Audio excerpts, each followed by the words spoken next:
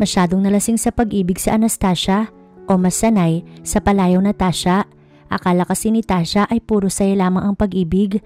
Marami siyang akala na nauwi sa pinakamasakit na pangyaring magpapalito sa akala niyang masayang buhay na kanyang tinatahak.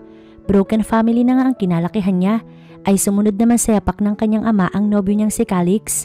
1 taon na sila at 1 taon na rin pala siya nitong nilulokot ginagawang provider sa mga needs na to.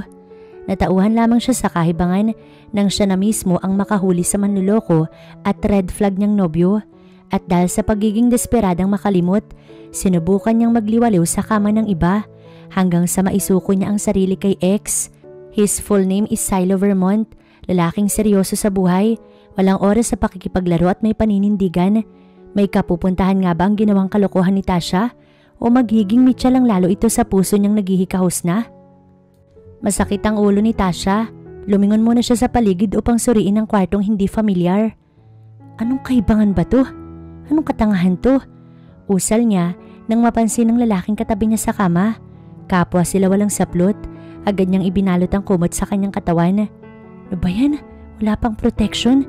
Buisit ka, Tasha. Bulong niya sa kanyang sarili. Dahil lang sa isang lalaki? Of all people? Grabe ka talaga. Hindi mapigilan ni Tasha na kagalitan ng kanyang sarili. Pamura-mura rin siya sa kanyang isipan. Napatayo na siya upang isuot ang kanyang mga saplot. Where are you going? Natigilan siya sa akmang pagbukas ng pintuan. Inayos at tinapangan muna niya ang kanyang sarili. Uuwi na ako. Salamat sa oras mo, bye. Asahan mong ito na ang huli. Kapag buntis ka, hahanapin kita. Ito ang bilin ni Silo sa kanya. Go ahead, woman. Leave. Here's my contact number. Tell me when you're pregnant. Bilin pa nito bago bumalik sa kama. Problema mo? Paki mo kung buntis ako. Ia-abort ko yung bata. Wala akong balak mag-anak sa isang lalaking estranghero. Ngunit hindi ito nagustuhan ni Silo, kaya naman agad siya nitong sinamaan ng tingin. Wala akong oras makipaglaro. Sumunod ka sa gusto ko dahil markado na kita. Kapag buntis ka, ikakasal ka sa akin. Kung sino ang mabubuntis ko sa 3 babaeng ginalaw ko ngayon, ay siyang maswerteng pakakasalan ko. Dati ka bang adik? Hindi makapaniwala si Tasha. Gago ka? Wala akong oras sa katangahan na to. One night stand lang to. Upang hindi ako mabuntis, ako na ang gagawa ng paraan. Lumabas na siya at hindi na hinintay pa ang sasabihin ni Silo. Agad siyang umuwi sa kanyang apartment. Maliit lang ang tinutuluyan niya, ngunit maayos naman yun. Naalala na naman niya ang ginawang panggamit ng ex niyang red flag. Nahihiya tuloy siyang humarap sa pamilya niya. Ayaw niyang isipin ng mga ito na failure na nga siya sa bilang anak, ay failure pa siya bilang kasintahan. Natitiyak niyang pagtatawanan lamang siya ng mga kapatid niyang may sarili ng pamilya. Iba kasi ang mindset ni Tasha. Nais niyang magtrabaho at makaahon sa kahirapan. Hindi man siya nakatapos, ay may maayos naman siyang trabaho. Isa siyang call center. Ngunit daig pa ni Tasha ang may pamilya sa dami ng bunganga na pinapakain at sinusuportahan. Maging ang may pamilya kasi niyang kapatid ay nagsusumiksik sa mga magulang niya. Wala naman siya magawa kundi ang hayaan na lamang ang mga ito sa pakiusap na rin ng kanyang ina. May hangover pa siya. Kailangan niya makapagpahinga dahil panggabi siya ngayon. Humiga muli siya at napatitig sa kisame. Patulog na sana siya nang may tumawag. Hello ma. Anak, may pera ka ba dyan? 4,000 sana eh. Ho? Nautal si Tasha dahil sa perang kailangan ng kanyang ina. Nagising tuloy ang kanyang diwa. Ang laki naman po. Nahuli kasi yung bayaw mong si Melvin. 4,000 yung hinihingi ng Marshall. Nay, bawal ho yun ah. Nangihingi lang ho ba ng lagay? Kaysa naman anak kasuhan at impound pa. Buti sana kung impound lang. Nay, gipit din. Natigilan si Tasha. Si Tasha ba yan, Nay? Manghihingi ka pa dyan? Diyos ko, baka makarinig ka pa. Rinig niya ang kanyang ate Clara na tumawa. Madamot yung taong yan, porket nasa Maynila na. Kala mo naman ng yaman. Clara, saway ng kanyang ina. Malabong tumulong yan. Alam ni Tasha na sinasadya ng ate niya na marinig niya yun. Ang kinakasama niya ng loob ay kung kailan ba siya tumanggi na tumulong. Ipapadala ko, Nay, pakihintay na lang po. Matamlay niyang wika bago binaba ang tawag. Nais umiyak ni Tasha. Pakiramdam niya lahat na lang ng tao. Ginagamit lamang siya tapos pag wala nang maitulong ay kinakagalitan. Buntis ka? Gulat na gulat ang kaibigan niyang si Feli. 1 buwan na ang tiyan niya nang malaman niyang buntis pala siya. Nabuntis siya ng estrangherong yun. Ipapalaglag ko. Matapang na wika ni Tasha. Hindi ko kaya to. No, don't you dare. Sinamaan siya ng tingin ni Feli. Sabi niya pananagutan niya kaya pupunta tayo sa kanya. Nasaan ba yung kontak? Nasa bag. Hindi pa rin nag-sink in kay Tasha ang pangyayari. Natatakot akong baka hindi lang ako yung nabuntis niya. Bahala na girl, basta sinabi mo. Shh, ilalaban natin ang batang yan. Mayaman ba yun? E di pa susuportahan natin. Ako ang ginagamit, Feli. Hindi ako ang... Babalik ta rin natin ang sitwasyon. Tasha, ikaw naman ang gagamit sa kanila, okay? Tumango na lamang siya kahit naglo-loading pa talaga siya. Kabado si Tasha. Kahit pa nga kasama niya yung kaibigan niyang si Feli, hindi maikukubli na takot siya sa maaaring sabihin ng bilyonaryong si Silo. Ngunit wala siyang ideya na bilyonaryo pala ang taong nakakuha sa kanya. Ang taong akala niya ay simpleng lalaki lang na nakisabay sa trip niya. Ngunit lingid sa kalaman ni Tasha ay plano na pala talaga ni Silo ang makipagtalik sa 3 babae ng gabing yun. Napakalaking mansyon. Bulalas ni Feli. Dito sila dinala ng lalaking sumundo sa kanila gamit ang isang mamahaling limousine. Hindi makakailang mayaman nga at talaga ito na mas nakapagpamangha kay Tasha. This way ma'am, turo ng lalaki bago sila pinaunang dalawa na pumasok. Mahaba ang kanilang nilakaran. Front pa lang ay talaga namang namamangha na silang magkaibigan. Nasaan ba siya? Nilakasan niya ang kanyang loob sa pagtatanong niya. Patungo na po tayo sa kanya. Relax lang po ma'am. Mahinahong sagot nito na inirapan niya lamang. Pa-special masyado. Naiinis niyang bulong. Sana talaga Feli, hindi kami mapahiya ng magiging anak ko. Relax nga lang daw girl. Bulong ng kaibigan niyang si Feli. Sinubukan rin niya itong pakalmahin. Magiging maayos ang lahat, okay? Dala mo yung magmamana sa lahat ng to. Nakakatuwang pakinggan pero hindi iyon ang nasa isipan ni Tasha. Dahil unang-una, hindi naman ito ang plinano niya para sa kanyang buhay. Isang pagkakamali lang yun. Ngunit hindi na maibabalik dahil laging nasa huli ang pagsisisi. Natanaw ni Tasha at Feli ang lalaking prenting nakaupo habang may binabasang dyaryo. Kahit pansinan nitong nandito na sila, ay hindi ito nag-aabalang sila ay sulyapan. Sir, nandito na po si ma'am. Tsaka lamang ito natigilan at sumulyap sa kanila. Napataas ang kilay ni Tasha habang ang kaibigan naman niyang si Feli ay humaling na humaling sa kagwapuhan ni Silo. Expensive yung sperm ni Pogi.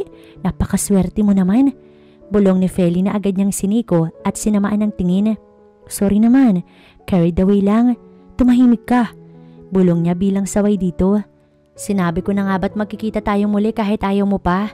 Napangisi ito sa kanya. So anong plano mo? Pagmamataray ni Tasha.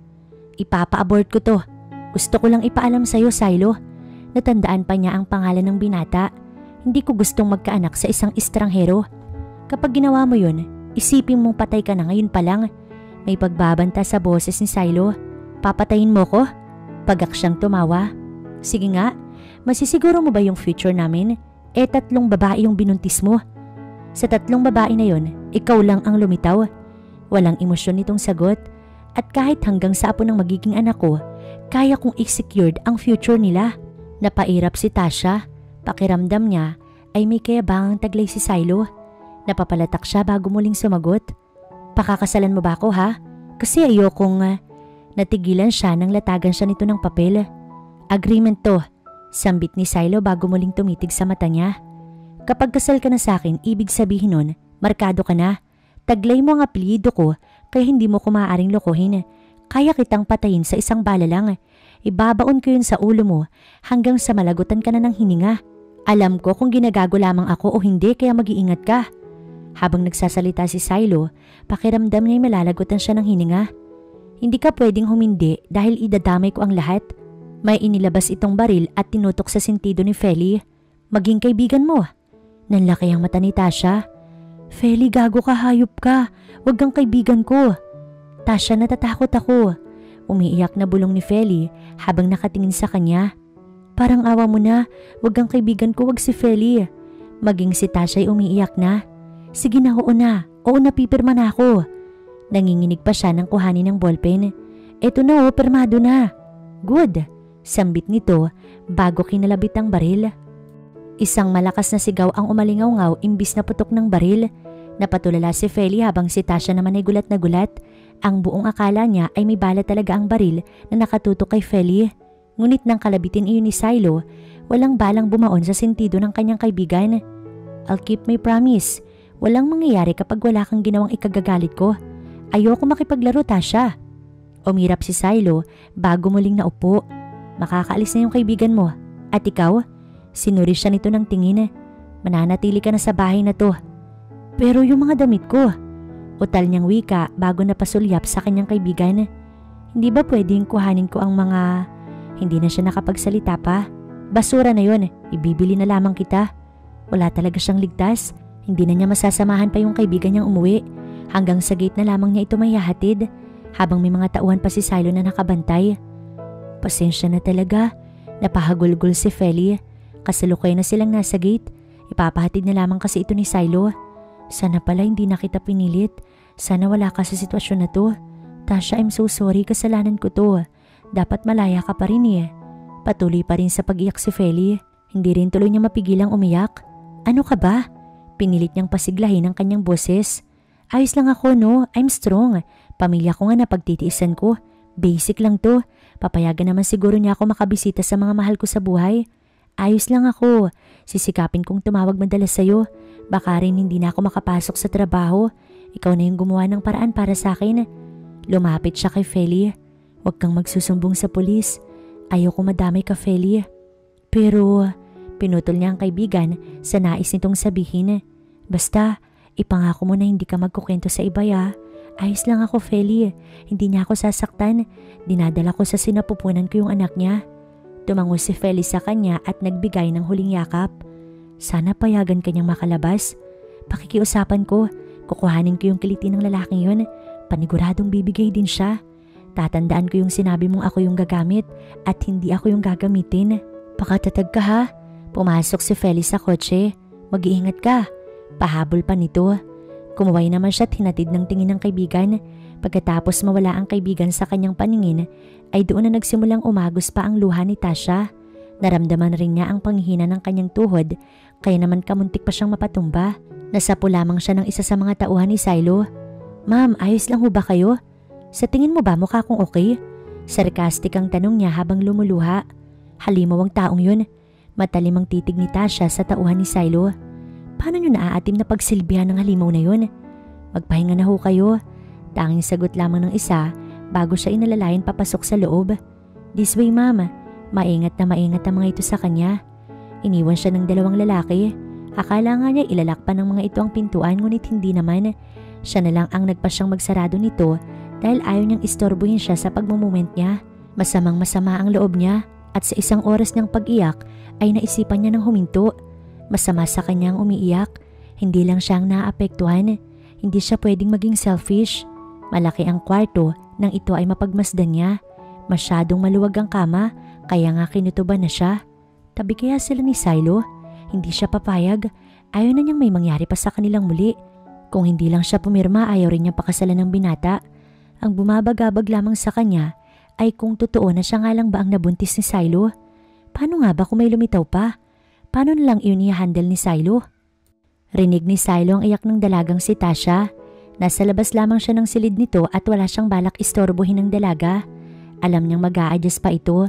Ngunit pasasaan ba't nakikinita naman niyang magiging maayos ang buhay nito at nang inaasahan niyang anak niya sa dalaga na magmamana ng lahat ng kanyang ari-arian. Ngayon, napatunayan niyang hindi siya baog. Wala siyang diferensya tulad ng pangiinsultong inabot niya sa walang kwenta niyang ex-GF na si Monica. Sa 5 taon kasing pagsasama nila ni Monica, wala man lang nabuo. Ngayon, maipapamukha niya nang hindi siya ang may diferensya, kundi ang ex niya. Maging sa magulang niya ay maipagmamalaki na niyang may tagapagmana na nga siya. Sa 3 babaeng kinama niya, si Tasha lamang ang naiuwi niya sa kanyang condo unit, habang ang dalawa ay saglitan lamang niyang nagalaw. Kaya nga hindi niya inaasahan, nalilitaw ang dalawang yun. Si Tasha lamang talaga ang kanyang inaasahan. Nawawalan na nga siya ng pag-asa dahil 1 buwan na. Ngunit nabuhay muli yun nang lumitaw ang dalaga. At iyon ang pagkakamali nito. Dahil hindi nakikipaglaro si Silo, wala siyang oras sa pakikipagdebate, kaya nga nilatagan na lamang niya ito ng agreement. Kanina pa siya umiiyak. Tanong niya sa tauhan niyang nagbabantay sa pintuan. Huminto po siya ng ilang oras tapos muli na naman po siyang umiyak. Masamahin para sa isang buntis. Gusto tuloy niyang pasukin ng dalaga at ito ay patahanin. Pakidalhan siya ng pagkain at pakitanong na rin kung anong paborito niya. Kung may kailangan din siya ay itanong mo na. Bukas na bukas ay may ipapasundo ko sa'yo. Bili ni Silo sa tauhan bago bumaba sa sala. Prente siyang umupo sa couch. Ngunit magbabasa pa lamang sana ulit siya nang may tumawag. Agad niyang hinugot ang kanyang cellphone. Mom wants to talk to you. Ito ang bungad ng kapatid niyang bunsong babae na si Mia. For what? I don't know. Baka miss ka lang. Ikaw? Napangisi siya. Mukhang ikaw lang nakamiss eh. Ikaw lang may gustong pumunta ako. Kasi naman, natigilan ito't napapalatak. Fine, ako nga lang. Bilis mo talagang manghuli no? Kasi nga sabi mo last year, pupunta ka sa mga family gatherings natin. Last year pa yun pero wala ka until now. I'm busy. With? Napataas ang kanyang kilay. Sa business ko, pakisabi na hindi ako makakapunta. Kuya naman eh. Wag makulit. Mag-aral kang mabuti. And please, pag nag-BF ka, wag mong pinapaalam sa akin. Graduating ka na. Maging matured ka na. Bilin pa niya sa kapatid niya. Kuya Silo, kamatayan ni Ma'am. Hindi ka man lang ba talaga pupunta? Nandiyan naman si Dad at yung asawa niyang bago kaya kayo na lang. Dadalawin ko na lamang si Ma'am. Hindi na nakipagkulitan pa ang kanyang kapatid na si Mia dahil alam nitong hindi na naman siya mapipilit. Ang akala ni Silo ay makakapagbasa na siya. Ngunit isang doorbell ang gumambala na naman sa kanya. Agad niyang sinanyasan ang kanyang tauhan. Babae po sir. Napataas ang kanyang kilay. Tumayo siya at inabangan ang tinutukoy ng isa sa kanyang mga tauhan. Silo, who are you again? Pasimple niyang tanong. Ako to si Bia yung sa kotse mo. May ngiti ito sa labi. Don't you remember? Iniwan mo ko ng info just in case na mabuntis ako. And you're? Yes, I'm pregnant. Sasagot pa lamang sana siya nang mapansin niyang nasa huling baitang na ng hagdan si Tasha. Buntis din siya? Ibig sabihin na to. Mariing napapikit si Silo. Parehas kayong mananatili sa pamamahay ko. Ito ang pasya ni Silo sa bagay na ito. Bakit mo ginagawa to ha? Hindi ba pwedeng isang babae lang? Habi mo ba talagang manira ng buhay? Sumagot kang buwisit ka. Galit na galit si Tasha.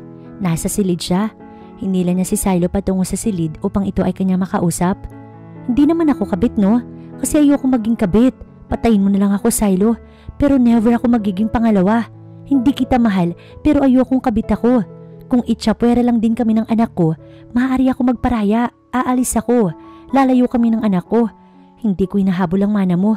Isaksak mo yan sa baga mo. Shut up. Hinawakan niya sa braso ang dalaga. Masyado kang maingay. Wala kang magagawa sa gusto ko. Naiintindihan mo ba? Ako ang magdidesisyon. Susunod lang kayong dalawa. Parehas kayong pinaimbestigahan ko. Hindi ako ganoon katanga Tasha. Kaya nga binantaan na kita diba? Hindi ako kailanman maluloko. Alam mo sa sarili mong ginalaw mo siya. Wala kang puso. Napaka-demonyo mo talaga. Ang mga kagaya mo sinusunog na sa impyerno. Say what you want. Hindi pa rin magbabagong markado na kita. Hindi na nakipagbangayan pa si Tasha sa kanya. Natahimik ito't nangihinang napaupo. May pamilya akong binubuhay. Money is not a problem. Tumalikod na siya rito. Tumigil ka na sa kakaiyak mo. Masama yan sa bata. Bumaba na nga siya sa sala. Dinatan niya si Bia na busy sa pagtitipa sa cellphone. Natigilan ito nang makita siyang papalapit. Sino pala yung isa? Curious nitong tanong. Nasa sinapupunan niya yung anak ko. Okay, akala ko ako lang eh. Pero ayos lang, walang kaso sa akin yun. Hindi rin ako naghahangad na pakasalan mo ko. Sana magsuporta ka lang sa needs ko, okay na ako. Napangisi siya at hindi na sumagot. Hinihintay na lamang niyang ipapasang info ng private investigator na kanyang kinuha. Matagal niya nang pinamamanmanan ng 3. Sigurado na siya kay Tasha. Bukod na siya ang nakauna sa dalaga, ay naging sagsag lamang ito sa trabaho. Magpahinga ka na. Tanging wika niya bago umakyat sa silid kung saan nandoon si Tasha. Iba talaga ang main room niya. Pinasamahan na lamang niya si Bia sa kanyang tauhan. Bakit ka nandito? Matalim ang titig sa kanya ni Tasha. This is my room. Sa lapag na lang ako. Don't you dare disobey me. Banta niya sa dalaga kaya ito'y natigilan. Mahiga ka't matulog. Yun ang utos ko. Walang nagawa ang dalaga. Tahimik itong nahiga at tumalikod sa kanya. Matagal bago dinalaw ng antok si Silo. Kinabukasan, maaga siyang gumising. Inaasahan na rin niyang darating mamayang hapon ang pinagkakatiwalaan niyang si Manang Helen. Si Manang Helen ay yaya niya mula pagkabata. Natigil lamang ito kamakailan dahil nag-focus na ito sa pataniman nito. Ngunit nais niyang bumalik ito upang muling kuhanin para naman may tagapagluto sa kanila. Noong siya pa lamang kasi ay mahilig siyang mag-order lamang, ngunit iba na ngayon, masela ng buntis kahit hindi maaaring mag-order lamang palagi. Sir, nandiyan na po yung investigator. Bulong ng isa niyang tauhan, kaya agad niyang iniwan ang pagkakape niya at walang sabing nagtungo sa kanyang mini office dito mismo sa loob ng mansyon. Papuntahin niyo dito. Agad namang sumunod ang kanyang tauhan. Nilapag sa table ang info. Pasensya na ngayon lang. Tumango naman siya dito. Nasend ko na yung pera sa bank account mo. Wag na. Para saan pat naging kaibigan mo ko. Pero sige, dagdagan mo na. Napailing na lamang siya. Ano pa nga ba nga asahan ko sa'yo, Gaspar? Si Gaspar ay matalik niyang kaibigan. Pero ano palang gagawin mo sa isang sinungaling? Maging ito ay curious. None of your business. May pakinako kasi ako yung tumulong sa'yo eh. Make sure na hindi mo sasaktan. Babae pa rin yan. Napangisi mo na siya bago sumagot. Sisiguraduhin ko lang na madadala na siya. Pasimpleng sagot sa kaibigan. Si Bia pala yung sinungaling. Ang ama ng anak niya ay ang ex-BF niya. Habang si Tasha naman ay ang tanging totoo. Hindi siya kumibo. Tumayo na siya at lumabas sa kanyang office. Hindi siya ang ama ng anak ni Bia. Galit na lumabas si Silo at talagang balak pa siyang gawing gatasan at hut-hutan ng pera ni Bia. Napangisi siya. Nadatnan niya itong nakaupo sa couch at busy na naman sa cellphone. Andyan ka na pala. Nakangiti ito sa kanya. Parang wala lang dito ang ginagawa nitong pagsisinungaling at nagagawa pa nitong umakto na parang walang kasalanan. Sumenya siya sa dalawa niyang tauhan. Kaya naman agad nitong hinawakan si Bia. Anong ginagawa mo?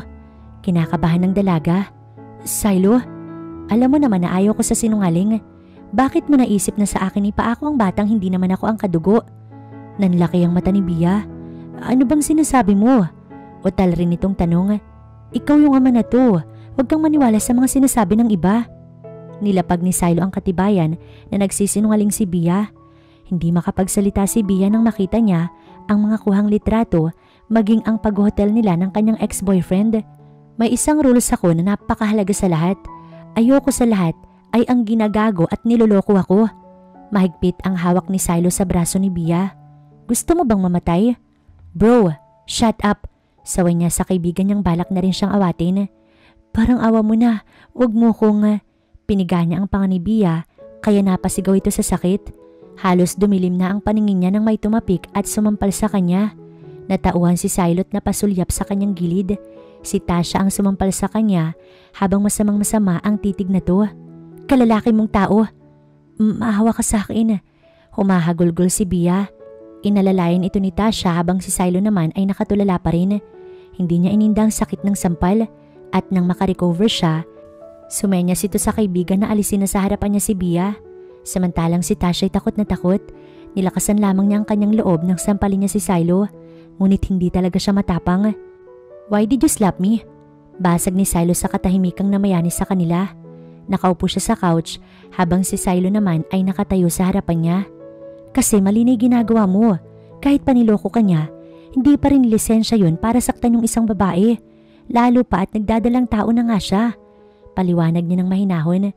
Kung sasaktan mo siya, hindi na ako magtataka kung gagawin mo sa akin yun. Hindi kumibo si Silo. Nakatingin lamang ito sa kanya. Palagay rin naman ni Tasha ay tinanggap ni Silo ang kamalian na iyon. Ayusin mo yung sarili mo.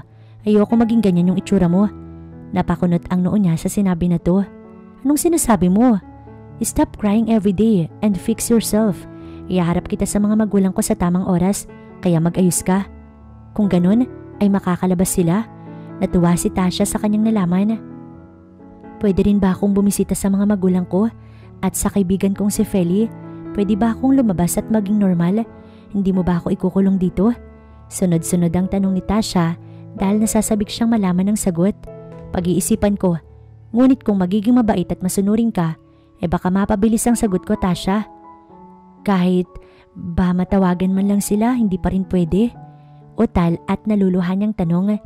Narinig niyang napapalatak si Silo. Fine, you can call them, ngunit may limit ang oras. Naiintindihan mo ba? Tumango siya ng mabilisan. Salamat. Nagpapasalamat pa rin siya kahit papaano. Kahit sa tawag lang, makukumusta niya ang kanyang pamilya. 2 araw na siyang walang tawag sa mga ito. Hindi pa nga niya na ipapadala ang perang hinihiram ng kanyang ina. Ma, tuwang-tuwa si Tasha. Pasensya na po kung Natigilan siya nang bulyawan siya ng kanyang ina. Alam mo naman na kailangan namin ng pera, nagpa-special ka pa. Tama yung ate mo eh, madamot ka. Sabihin mo lang Tasha kung ayaw mo, walang pilitan to. Napayuko siya. Ang buong akala niya kakamustahin man lang siya ng mga ito. Ngunit bungad pa lang ay panunumbat at paninigaw na agad ang sinasabi ng kanyang pamilya. Imbis na sumagot, pinatay na lamang niya ang tawag. Napabuntong hininga si Tasha bago ngumiti. Ayos lang, baka naman galit lang. Pangungumbinsi niya sa kanyang sarili. Nagpalipas muna si Tasha ng sama ng kalooban sa harapan ng mansyon kung saan may garden. Nakakatuwa ang mga malulusog na halaman, magaganda ang bulaklak. Psst! Napalingon siya sa labas. Napansin niyang kumakaway ang isang lalaki. Hello, bagong kapitbahay niyo ko. Umiiyak ka ba? Tanong pa nito sa kanya. Agad niyang pinahid ang luha niya at ngumiti rito. Hindi, napuwing lang ako. Akala ko umiiyak ka. I'm sorry to disturb you pero pwede bang magtanong? Nagtatanong ka na? Oo nga. By the way, my name is Lucas. Ako si Tasha. Pakilala rin niya. Huwag mo na akong kausapin, sa iba ka nalang magtanong. Taboy niya sa binata bago lumingon-lingon siya. Natatakot kasi siyang makita sila ni Silo. Baka isipin nito na nakikipaglandian lang siya. Bakit naman? Wala naman sigurong masama, diba? Tsaka bago lang ako tapos nakakainip. Kung gusto mo palang kumain sa labas, sa restaurant ko na lang ha. Who's that guy? Kamuntik mapatalon si Tasha sa gulat kay Silo nang bigla na lamang sumulpot. Wala, palagay ko'y may problema lamang siya sa pag-iisip. Pagsisinungaling niya rito. Bago lang daw siya eh. Nagtatanong lang din. Palagay ko'y gusto lang niyang... Hindi na nakatapos si Tasha. I know that guy. Sikat yung restaurant niya. Totoo ngang may restaurant ito. Napatango-tango siya. Kumaway na si Lucas bago nawala sa kanyang paningin. Napaka-epal talaga. Rinig niyang bulong ni Silo. May gusto ka bang kainin? Baling nito sa kanya. Hindi, wala naman. Gusto ko lang sanang bumili ng damit. Kahapon pa ako hindi naliligo. Okay, wait me here. Kukuhanin ko lang yung susi ng kotse. Bili ni Silo na tinanguan niya lamang. Sumakay siya sa kotse. Wala silang imig sa biyahe. Wala rin naman silang pag-uusapan at kung meron man, panigurado ni Tasha na rules lang yun at yung mga ayaw ni Silo na ginagawa niya. About dun sa pakikipag-usap mong dumalaw sa magulang mo't kaibigan. Napasulyap siya kay Silo na nasa daan pa rin ang focus. Pumapayag na kaya ito? Malakas ang kabog ng kanyang dibdib dahil sa sobrang kaba. Sige, payag ako. But in one condition. Ano naman? Palagi mo kong kasama. May magagawa ba ako? Sarkastika niyang tanong. Kapag hindi ako pwede, tauhan ko yung sasama sa'yo. Mas okay na yung tauhan niya kaysa siya mismo. Wika ni Tasha sa kanyang isipan bago pa simpleng napairap. Dumating sila sa store. Pinili niya yung mga kailangan niya. Matapos mamili, ay naisipan nilang kumain muna dahil tanghali na rin. Ngunit habang naglalakad patungo na sana sa parking lot, ay nakasalubong ni Tasha ang ina at ang ate niyang si Clara. Ma? Tasha, anong ginagawa mo dito? Ang ate Clara niya ang nagtanong. Kayo ho, akala ko ho ba gipit na gipit kayo? Balik niyang tanong. Nagsalita ang anghel. Ikaw din naman sinungaling ka rin. Ate, hindi naman sa... Hindi na siya pinatapos pa ng ate niya at takmang sasampalin siya nito nang humarang si Silo. Don't you dare hurt her. At sino ka naman? Sugar daddy? Peperahan ka lang yan. Mukha yang pera. Anak, sana sinabi mong ayaw mo kaysa nagsinungaling ka. Sabat ng kanyang ina. Ang buong akala niya'y aawat ito. Umalis na tayo. Bulong niya kay Silo. Mas mabuti kasing umiwas na lamang kaysa sabayan niya yung init ng ulo nila. Tatakas ka na naman. Ganyan din naman yung ginawa mo sa ex mo. Mapang-insultong sabi ng kanyang ate.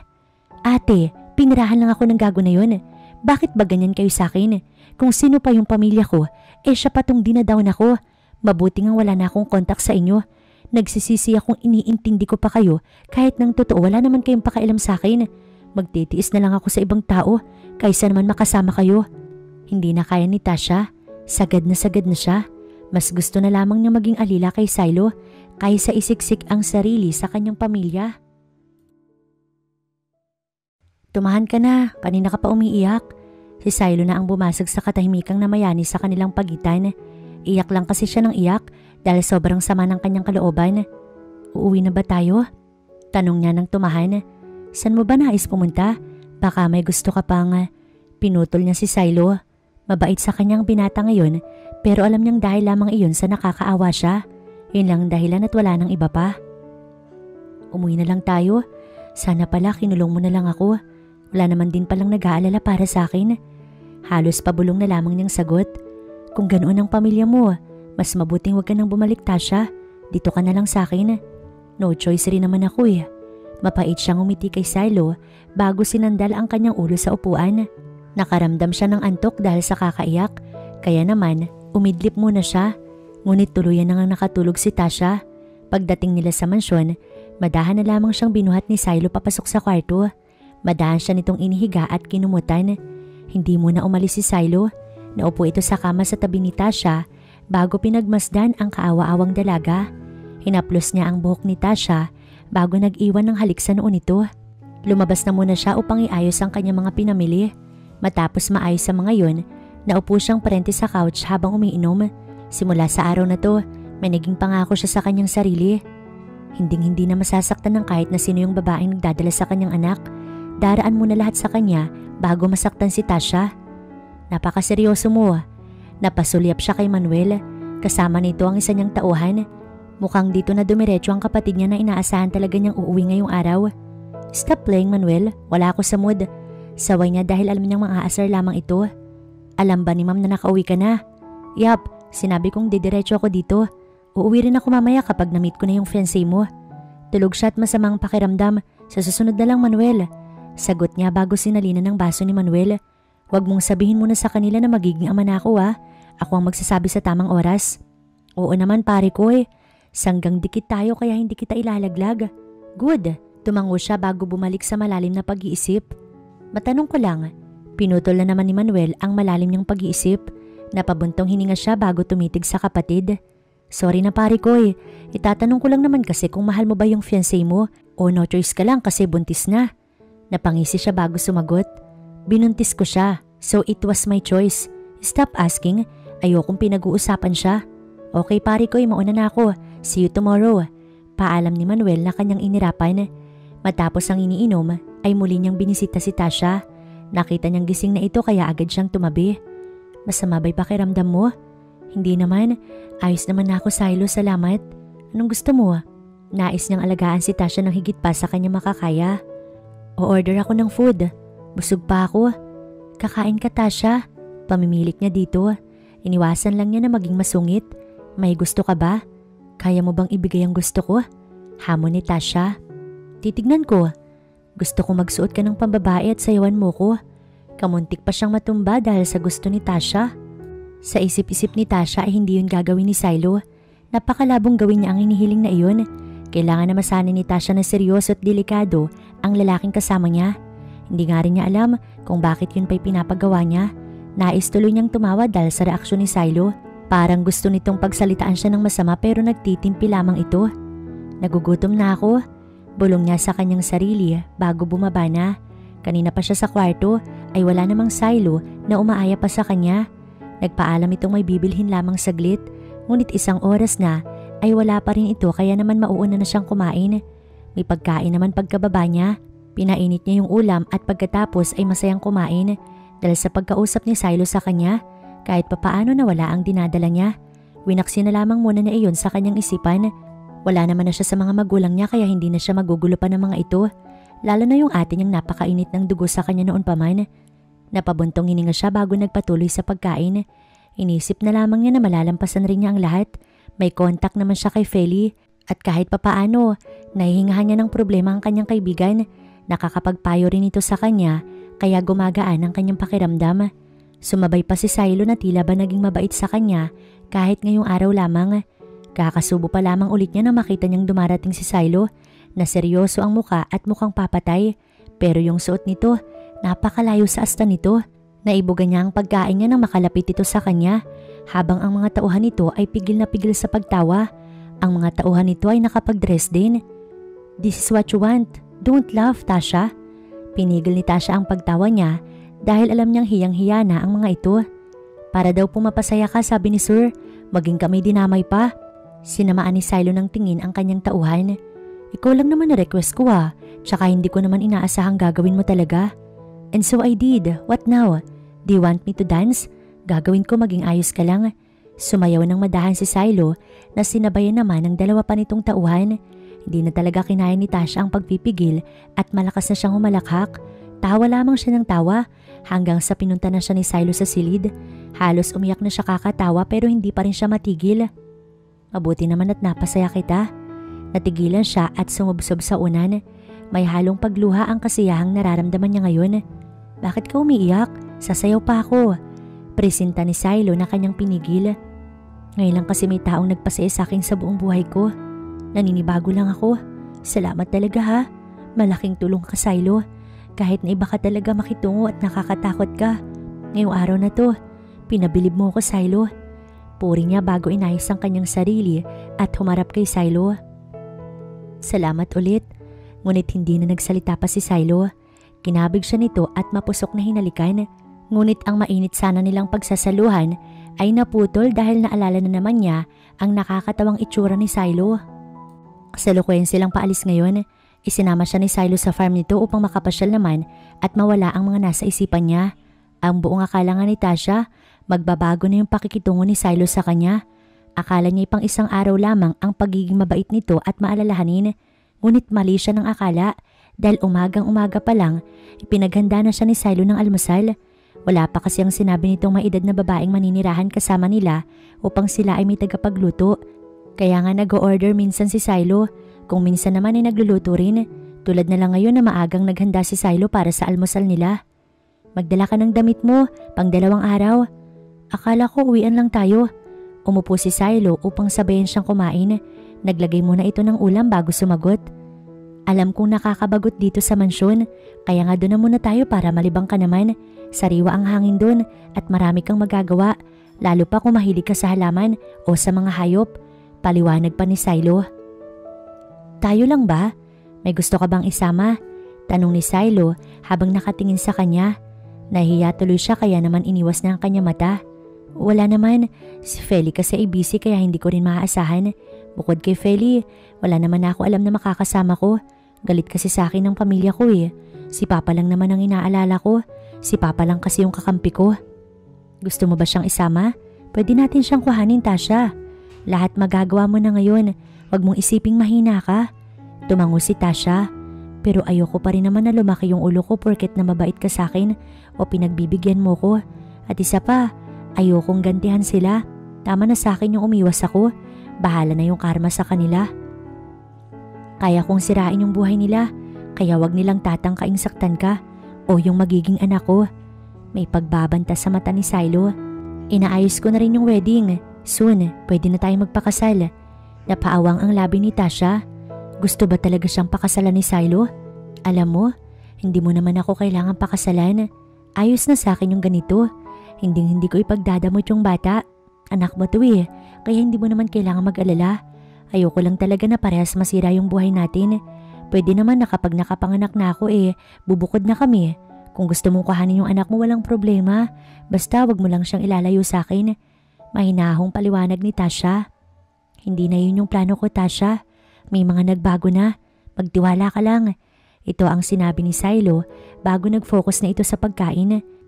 Ayaw na niyang istorbohin pa ito kaya tumahimik na lamang siya. Siguro nga'y dapat siyang makinig. Dapat ay magtiwala muna siya. Tsaka na lamang siya magsasalita kapag nakita niyang hindi maganda ang kalalabasan. Sa ngayon naman ay nakikinita niyang nagpapakabuti na si Silo. Maayos ang naging biyahe nila. Totoo ngang malawak at maganda ang lugar na tinutukoy ni Silo. Pagbaba pa lamang niya, naramdaman na niya ang malamig na simoy ng hangin. May natanaw din siya mga tao. Sila yung pinagbabantay ko dito. Bulong ni Silo kaya napatango na lamang siya. Magandang araw po. Bati ng may edad na babae. Sir, napadalo po kayo. Baling nito kay Silo. This is my wife. Pakilala ni Silo sa kanya. Magre-react sana siya dahil hindi pa naman sila kasal. Ngunit sumakay na lamang siya sa gusto ni Silo dahil baka magsimula lamang ito ng away. Magandang araw din po sa inyo. Ako po si Anastasia. Tasha na lang po. Pakilala niya sa mag-asawa. Pasensya na ho, hindi ko kayo makamayan. Madumi po yung kamay ko. Ngunit hindi pumayag si Tasha at siya mismo ang kumuha sa kamay nito. Ayos lang ho, laki rin po ako sa hirap. Nakakahiya naman. Ako nga pala si Mirna. Pakilala nito na kinangiti ni Tasha. Ate Mirna na lang po yung itatawag ko. Matapos makipag-usap saglit, ay inaya na siya ni Silo na pumasok muna sa rest house. Mamaya ka na pumasyal, magpahinga ka muna at alam kong pagod ka sa biyahe. Ayos lang naman ako eh. Huwag matigas ulo, Tasha. Nakita kita kanina, hikab ka ng hikab. Napairap siya rito. Hindi lang niya inaasahan nang biglang halikan ni Silo ang baby bump niya. Paluin mo si Mami kapag matigas yung ulo pag kaya mo na ha. Bulong ni Silo habang tumatawa. Nakatulog siya kaya full energy na naman si Tasha. Paglabas niya, nakita niyang nakikipag-usap si Silo kay Mirna. Umiti siya habang papalapit. Simple lamang ang suot ni Silo. Naka-short lang ito at t-shirt, kaya naman labas na labas ang kagandahan ng katawan na to. Nakapahinga ka na? Tanong ni Silo nang siya ay makalapit. Oo naman, gusto mo ba akong ikulong? Hindi na ako... Natigilan siya nang kumulo ang kanyang tiyan. Hindi na ako inaantok pero nagugutom na ako. Nahihiya niyang bulong. May pinahanda na ako dahil alam kong gutom ka. Mamaya ay magpapaani na pala ng ubas kaya maraming tao. Kung hindi ka komportable na may mga tao, hindi ko na lamang sila paggagawain ngayon. Sino nagsabing hindi ako komportable? Ayoko mag-inarte, Silo. Ayos lang sa akin. Dito muna sila pagmeriendahin para naman may makakwentuhan pa ako. Request pa ni Tasha. Sige. Hinagkan siya sa noo ni Silo bago ito bumalik kay Mirna upang ituloy ang pakikipag-usap. Habang si Tasha naman ay takam na takam sa pagkain. Mukhang marami siyang makakain ngayon. Nagugas siya ng kamay bago sinimulan ang paglantak sa mga pagkain. Natanaw ni Tasha ang mga tauhan na pipitas sa ubas. Napansin lang niya ang babaeng mapustura na animoy sexy na model kung lumakad. Sa kilos nito ay alam niyang mayaman. Sino po pala yun? Pasimple niyang tanong nang makalapit si Mirna sa kanya. Ay, kain po pala. Busog pa, iha. Kumain na rin kami ni Kuya Gary mo. Yung tinutukoy mong yun ay si Dina. Namimitas din po ba siya? Hindi, iha. Nakabantay lang siya kasi siya yung papakyaw ng ubas ni Silo. Lagi naming buyer yan dito. Siya lang ang binibigyan namin ng mga tanim. Kaya nga kilala na rin siya ni Sir Silo. Paliwanag ni Mirna kaya napatango si Tasha. Okay ate, salamat.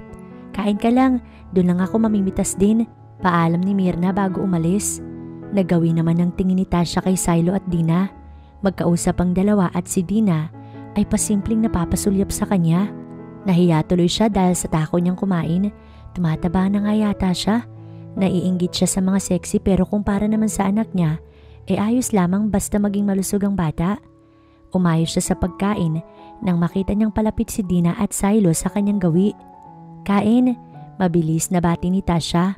No thanks, diet ako. Napatango siya bagong ngumiti. Ikaw Silo, ayaw mo ba? Walang pasabing umupo si Silo bago nakisalo sa kanya. Naupo rin naman si Dina. Nakamasid lamang ito kaya nahihiya tuloy siyang sumubo. Napatingin na lamang siya kay Silo na inamang nito ang kamay nitong may kanin at ulam. Ngayon lamang niya nakitang nagkamay si Silo. Ilang linggo na siyang nasa mansyon pero never niya pa itong nakitang nagkamay. Tingin nga niya kay Silo ay maarte ito. Ngunit ngayon ay napatunayan niyang hindi naman. Lihim siyang napangiti dahil sa kaunting kilig. Punta na lang muna ako doon. Paalam ni Dina na tinanguan lamang ni Silo. Kumain ka ng kumain, Tasha. Oo nga, kumakain naman ako eh. Mas sexy ka pa din sa paningin ko. Ano? Ano ka mo? Nauubo pa rin niyang tanong. Napapansin kong nakatingin ka kay Dina eh. Nagsiselos ka ba? Ako? Wow ha? Hindi nagagandahan lang ako sa kanya. Hindi na sumagot si Silo. Kumain na lang ito at patuloy pa rin siyang sinusubuan. Buti naman ikaw na ulit ang kumuha ng mga tanim. Napansin ni Silo na kinikilig si Dina nang basagin niya ang katahimikan sa kanilang pagitan. Napapansin rin niyang hindi ito kumikibo kaya siya na ang nag-first move lalo na't hindi naman walang kwenta ang purpose ng usapan nilang dalawa. Business is business. Ganyan mag-isip si Silo. Nais niyang diretsahan at walang paligoy-ligoy. Masaya kung ako pa rin yung pinagkakatiwalaan ninyo. Suki na ako so may discount ba? Pabirong tanong pa ni Dina. Sure. No, I'm just kidding. Bakit pa ako hihingi ng discount? Ikaw yan. At isa pa, matagal na tayong ganito. Salamat. Tipid na sagot niya bago napasulyap kay Tasha na nakatanong na naman pala sa kanilang dalawa. Hindi nga ba talaga ito nagsiselos? Napangisi si Silo sa kalokohang pumasok sa kanyang isipan.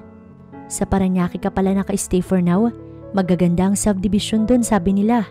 Yes, pero hindi ako sa subdivision. May sarili ako na biling lupa at pinatayuan ko yun. Ayoko sa mataong lugar. Plano ko rin sanang mag-move dun eh. Iiwan ko muna sa parents ko yung business ko dito. Maganda kaya sa lugar na napili mo? Sa tingin mo, makakakuha pa ako dun? Napataas ang kilay ni Silo. Bakit dun pa? Sa Bulacan may mansyon ka, right? Napangiti si Dina bago lumapit pa sa kanya. Alam mo, matagal na tayo magkakilala. Hindi naman problema sa akin kung may GF ka ni eh. Tsaka secret lang to, promise. Magaling ako sa tagu-taguan. Mapang-akit na bulong ni Dina. She's my wife. Buntis din siya. Oh, congrats pala. Tila ba wala lang ito kay Dina? Sabi ko nga sa'yo, ayos lang. Paniguradong hindi niya tayo mahuhuli dahil medyo tanga siya. Tumawa pa si Dina nang nakakainsulto. Hindi ko na ibibigay sa'yo ang mga gulay. Lumayas ka na sa bakuran ko. Kung ayaw mong ipakaladkad kita ngayon din, Dina. Tapos na tayo. From now on, wala ka nang kukunin sa amin. Pasalamat ka't babae ka. At masasaktan yung asawa ko kapag sinaktan kita.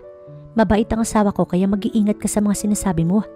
Madiin, ngunit kalmado pa rin si Silo. Ayaw niyang makahalata ang iba pang nagtatrabaho na sila ay nag-aaway. Ano bang mali sa sinabi ko? Matari pang tanong ni Dina. Mas lumapit pa ito sa kanya upang magpumilit siyang halikan. Ako na lang sana, Silo. Hindi kita ipagpapalit. Desperada ka talaga? Natigilan si Dina at maging si Silo sa nagsalitang si Tasha. Kalmado ang reaksyon nito, ngunit sa pananalita nito ay mababakas ang pagngingit-ngit. Layuan mo si Silo. Kahit buntis ako, papatulan kita, sinasabi ko sa'yo. May anak na siya oh. Bulag ka ba ha? Kapag ayaw, wag mong pinipilit. Buwisit ka. Sigaw ni Dina. Buwisit ka rin. Kala mo ikaw lang ang marunong magtaray? Halika dito, suntukan tayo. Nagwawala na si Tasha sa inis habang si Silo ay inaawat ito. Hindi siya maganda o gaga. Naalarma na rin si Mirna at ang mga trabahador. Wag mo akong pigilan. Papatikimin ko lang yung makulit na yan. Walang buntis-buntis dito. Makikipagsuntukan talaga ako. Tama na, iha. Masama sa'yo ang... Natigilan si Mirna nang magsalita si Tasha. Ipapaalam ko lang ate sa babaeng yan na hindi siya pwedeng mamilit kapag ayaw. Tasha, calm down. Si Silo na ang umawat. Pumasok na tayo. Aya pa niya bago inalalayan si Tasha palayo. Binili niya na sa tauhan niyang escortan din si Dina paalis sa farm. Nakita kong pinipilit kanyang halikan. Nakakabanas lang kasi. Babae rin ako pero never kong gagawin yun. Lalo na't ayaw sa akin. So nagsiselos ka nga? Natutuwang tanong ni Silo. Ewan ko sa'yo. Huwag mo nga akong kausapin. Kala mo okay tayo? Hindi. Nakita kita na gusto mo rin naman eh. Bakit nga ba ako magtataka? Babaero ka nga pala. 3 nga pala kaming kinama mo. Hindi na bago tong... Natigilan na si Tasha dahil hinalikan ito ni Silo. Now, I know the answer, Tasha. Labas! Malakas na sigaw ni Tasha bago malakas na isinarado ang pintuan. Iba nga talagang magalit ang buntis, lalo't nag-uumpisa pa lamang ito sa paglilihi. Sir, may kumot na ho ba kayo? Tanong pa ni Mirna nang makita siya nito sa couch. Okay na to ate, salamat. Bukas susuyuin ko na lamang si Tasha, baka sakaling malamig na ang ulo. Bakit naman kasi ginawa pa ni Dina yun? Ang babaeng yun, nakakahiya yung ginawa niya. Naiiling na wika ni Mirna. Ayan tuloy yung inabot mo, hindi ka tuloy makakatulog katabi si Tasha. Mahirap talagang intindihin ng mga babae. Sabat naman ni Gary habang natatawa. Kaya ikaw Sir Silo, mas dapat habaan mo yung pasensya mo para magtagal kayo. Payo pa ni Gary. Kuya Gary, ganoon ho ba talaga? Hindi niya kasi maaming nagsiselos siya eh. Hindi niya ma-imagine ang sarili niya ngayon ay humihingi ng advice sa dalawang mag-asawa. Siya si Silo, madalas siyang sabihang masungit, dangerous at heartless. Wala siyang kinatatakutan dahil alam lang niya ay palagi siyang tama. Ngunit tila ba nakakalimutan na niya kung sino siya bago pa man niya iplano ang pagkakaroon niya ng anak. Malayong malayo ang plano niya sa ginagawa niya ngayon. Nagdadalawang isip siya kung ano ba talagang plano niya. Gayong napapalapit na siya kay Tasha. Alam mo, pansin ko din yung pagbabago mo eh. Sa magandang paraan naman, mas gusto ko yung ngayon kaysa yung Silo nun na halos hindi nang umingiti. Mukhang talagang malakas yung epekto ni Tasha sa'yo, sir. Si Mirna ang nagsalita. Pero magulo pa yung sitwasyon namin eh. May mga bagay kaming hindi pa namin masagot parehas. Soon, baka nga maunawaan na namin ang dahilan kung bakit tumabot sa ganito. Bukas naman ang isip ni Silo sa maaaring kahinatnan, ngunit hinihiling lamang niya na sana ay maging maayos sa mga yon. Nakikita kong nahihiya lang kayo. Alam mo, ganyan din kami ni Myrna nun eh. Pagkukwento pa ni Gary.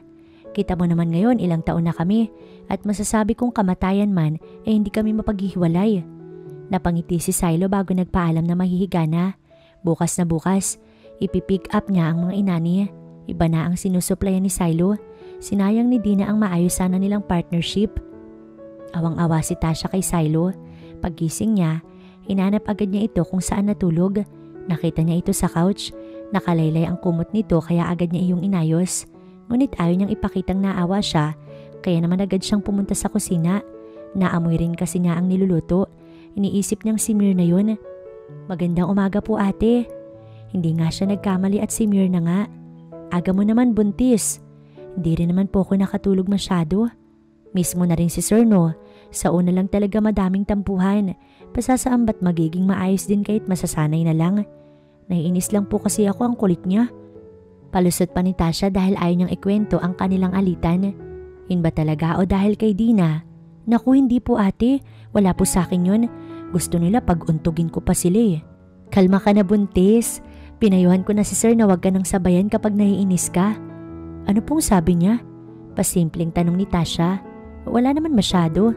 Hindi po ba siya nagalit sa akin? Hindi naman iha. Natatawa na nga lang si Sir. Napatango na lamang si Tasha. Ano po bang niluluto mo ate? Nagugutom na po kasi kami. Maupo ka na, malapit na to. Tumango na lamang si Tasha bago hinintay ang almusal. Bukas ay uuwi na naman sila sa mansyon. Boring na naman. Gusto na lang tuloy ni Tasha na magpaiwan dito sa farm kahit papaano kasi may nakakausap siya. Nasabi na ba sa yung ipapakilala ka na niya sa pamilya niya? Bigla ang tanong ni Myrna. Nasabi niya pero wala pong date na binanggit. Ang alam ko'y pag-uwi nyo doon na yung diretso nyo. Kinabahan tuloy bigla si Tasha. Ingat ka na lang sa mami niya. Sigurista kasi yun. Sa tingin po ninyo, magiging maayos yung pakikitungo nila sa akin. Mabait ka at maayos na babae. Alam ko makukuha mo rin yung loob nila. Nakangiting sagot ni Myrna bago itong humiti sa kanya. Hindi pa rin niya pinapansin si Silo. Kanina pa nga niya ito napapansin na pasimpleng padaan-daan sa kanyang harapan. Magandang araw. Napalingon siya sa lalaking bumati. Magandang araw din. Sino po kayo? Ano pong maitutulong ko? Magalang niyang tanong. Oh, I see. Hindi pa pala niya ako na ipapakilala. Sa bagay, hindi na ako magtataka dahil hindi naman talaga madaldal ang pare ko. Natatawang sagot ni Manuel bago naglahad ng kamay. I miss brother Manuel. Pasensya na hindi ko alam. Natutuwa ako makilala ka. Nakangiti ngunit nahihiyang sagot ni Tasha. Nasaan nga pala siya? Baka nasa kalabasahan. Pinapadalaw nila Ate Myrna yung kalabasa kung maaari ng anihin. Masyado kang malalim magtagalog sorry, hindi ka ba fluent sa Tagalog? Sakto lang, laking Canada kasi ako pero gusto ko ang Tagalog. As of now, medyo may ilang words akong hindi pa magets. Paliwanag ni Manuel. Napangiti siya. Gusto mo bang tawagin ko si Silo? No, it's fine. Hintayin ko na lang siya. Pansin ko lang tiyan mo. Malaki kayatang magbuntis. Parang oo, pansin ko din to eh. Kaya lang, next week pa kasi balik ko sa doktor para malaman kung malaki ba talaga ako magbuntis o baka kambal to. Feeling ko kambal. Hula ko din. Natutuwang wika ni Tasha. You know what? Mom wants to meet you. Sabi lang ni kuya na hindi pa oras. Sa tingin ko naman, magugustuhan ka ni mami. Ayos lang din naman kung hindi. Igagalang ko na lang yung magiging reaksyon nila. Anong ginagawa mo dito? Nakataas ang kilay ni Silo. Leave her alone. Utos pa nito nang makita ni Silo na masyadong malapit si Manuel. Pati ba naman akong kapatid mo pinag-iisipan mo? Pagbibiro pa ni Manuel. Ayoko lang na maging kamukha mo pa'y anak ko. Sama mo naman. Nagpaalam na lang muna si Tasha na sa silid muna upang makapag-usap ang magkapatid. May problema ba? Ito agad ang tanong ni Silo nang makaalis na si Tasha. Wala naman. Aalamin ko lang sana kung kailan mo babalak sabihin na magkakaapo na sila. Nahirapan na rin kasi ako sa kakabuliglig nila. Tsaka yung si Tito Gilbert, masyadong mayabang. Palibhasa yung anak niya may nabuntis na model. Kaya pinapamukaan na naman si mami na baog ka daw. Umigting ang panga ni Silo sa galit. Tinatarantado na naman pala kayo ni Gilbert. Palibhasa na susulsulan si daddy eh. Ano naman sabi ng ama mo? Wala. Kampi at naniniwala pa yata kay Tito. Sumbong ni Manuel. Silo, alam kong galit ka, pero Tito pa rin naman natin yun. Kaya kapag naman napatunayan mong hindi ka nabaog, matatahimik na sila. Si Mami nga hindi naghahangad ng napakagandang babae. Basta may maipakilala ka lang. Hindi siya istrikta o sigurista.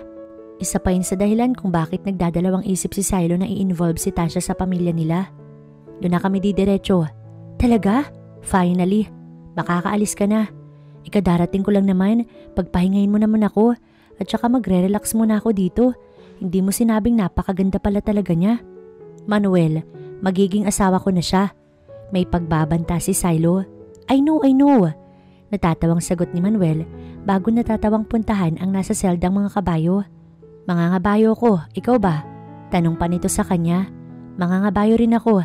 Sagot niya bago pumasok sa rest house upang puntahan si Tasha. Napaismik si Manuel nang magets nito ang sinabi ng kapatid. Nakatanaw lang si Tasha mula sa bintana. Alam niyang patungo na si Silo sa kwarto niya kaya inayos niya ang sarili. Iniisip tuloy niya kung mag-iinarte pa rin ba siya o patatawarin na niya si Silo. Hi! Napalingon siya sa kakapasok lang na si Silo. Hindi niya ito pinansin. Naupo siya sa kama at pakunwaring busy. Still mad at me? Hotdog? Pamimiloso pa ni Tasha bago napairap. Yeah, my hotdog is big. Yummy hotdog may Tommy. Pamimiloso pa rin ni Tasha. Filingero. Talk to me please. At ngayon, nagmamakaawa na to. Parang kailan lang, halos patayin siya nito sa sindak. Mapapirma lamang siya sa kontrata. Napakabilis talagang magbago ng isang tao. At least, sa magandang paraan naman nagbago si Silo. Natutuwa siya kahit hindi niya masabi iyon ng harapan. Kausapin mo Moon, tulad ni Bruno Mars. Gusto na nga tuloy matawa ni Tasha sa mga pinagsasasabi niya. At saan ka pupunta? Nakapamewang na tanong ni Silo nang makitang palabas siya. Utang na loob, huwag mo kong sasagutin ng to the moon. Hindi mo ko mapipigilan sa gagawin ko. To the moon? Pangaasar pa niya lalo. Ang buong akala niya ay kung anong gagawin ni Silo. Ngunit bigla na lamang siya nitong hinila pahiga sa kama bago inibabawan. Gustong bang makita kung paano mga bayo si Silo? Mapang-akit pang tanong nito na kanyang kinagulat. Show me Silo. Patol niya bago hinintay ang susunod nitong gagawin. Sa umpisa ay padampi-dampi lamang ang halik ni Silo. Ngunit habang patagal ng patagal ay mas lumalalim yun. Oh, bakit ganyan ang buhok mo? Puna ni Mirna. Kamuntik patuloy mataranta si Tasha. Mabuti na lamang nakalusot siya. Ngunit sa mata ni Manuel ay hindi siya nakaligtas. Alam nito ang naganap sa pagitan nila ni Silo kaya patawa-tawa lamang ito. Magaling ba talagang kumabayo si kuya? Natatawang tanong pa ni Manuel. Ha? Patay mali siya nitong tanong. Never mind. Sabay-sabay na daw pala tayo bukas. Sa bahay na kasi ang diretsyo niyo eh. Gusto man niyang umangal. No choice naman siya kaya napatango na lamang si Tasha. Kinaumagahan, maaga nga silang gumayak. May sariling sasakyan si Manuel kaya naman nakasunod lamang ito. Nangako naman siya sa mag-asawa na bibisita pa rin sa farm kapag may oras na ulit. Gustuhin man niyang magpaiwan, hindi maaari dahil ikakagalit ito ni Silo. Maliwanag pa naman nang makarating sila. Hinapon nga lang dahil huminto-hinto pa sila ni Silo sa biyahe. Sinalubong agad sila ng mga kasambahay. Kinuha na mga ito ang kanilang dala. Mabuti naman at nandito na kayo. May edad na babae ang sumalubong sa kanila. May mga mamahaling alahas at masasabi mo talagang mataas ang pinag-aaralan nito sa unang tingin pa lamang.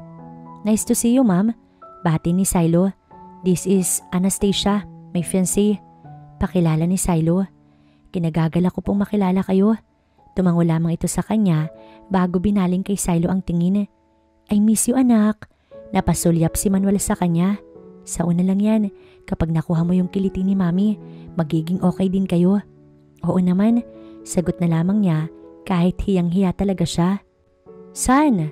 Sabay-sabay na napalingon silang tatlo sa ama ni Manuel at Silo. You're finally here. Yeah, tanging sagot ni Silo. By the way, this is my fiancé. Pakilala rin ni Silo mula sa ama nito. Hi Iha, nice to meet you. Ako rin po. Ngumiti ang ama ni Silo bago sila inaya. Ang tito mo pala'y kanina pa nandito. Who? Kunot noong tanong ni Silo. Si Tito Gilbert mo. Good, may sasabihin din ako eh. Seryosong seryoso si Silo. Ganitong ganito si Silo nung una niyang makita. Nandito na pala ang paborito kong pamangkin. Napatayo si Gilbert at niyakap si Silo. Nakamasid lamang si Tasha sa lahat. Paboritong ichismis. Bulong ni Manuel na narinig ni Tasha kaya napasulyap siya rito.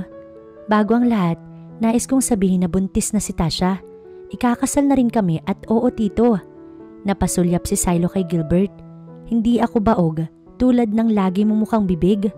Natahimik ang lahat. Congrats! Ang ama ni Silo ang unang bumasag sa katahimikan. Yeah, congrats! Tila ba dismayado ang tito ni Silo. Anong tinapos mo?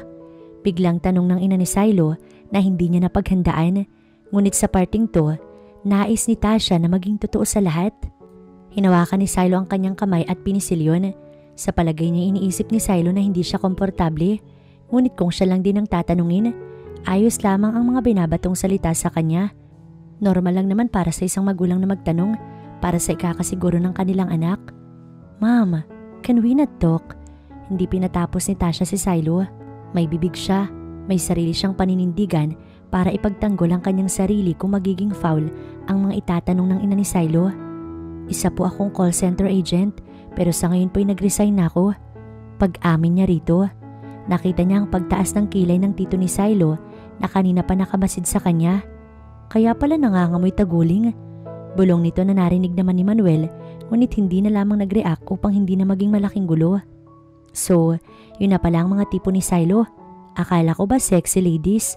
Ang buong akala ko kasi si Silo yung tipo ng lalaki na standard ang mga nais. Tell me what happened, iho? Pasimple, ngunit punong-puno ng pag-iinsultong tanong ni Gilbert. Calm down, Silo. Saway ni Tasha nang mapansin niyang kinuyom na ni Silo ang kamao na to.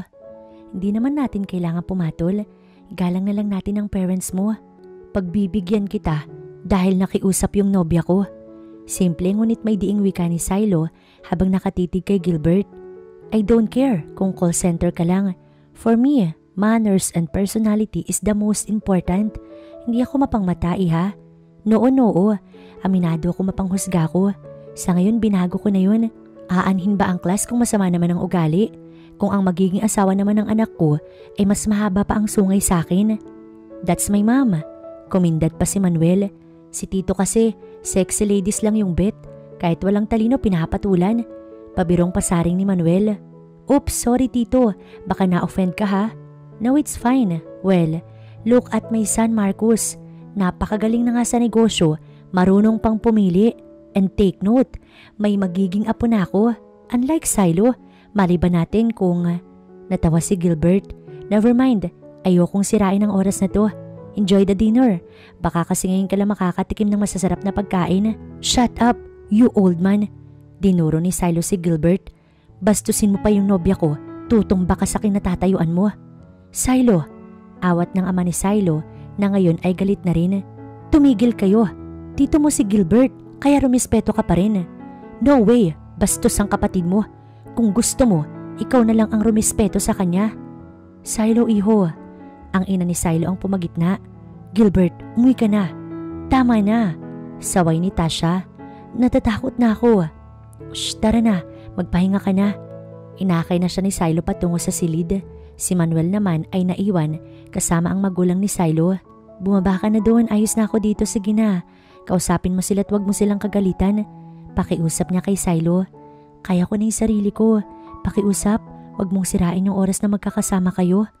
Tumango si Silo at hinagkan siya sa labi. I'll be back, saglit lang ako, okay? Lumabas na si Silo. Nakita niya ang kapatid na si Manuel at ang ama niya na nag-uusap habang ang ina naman niya ay walang imik. What's wrong with Gilbert?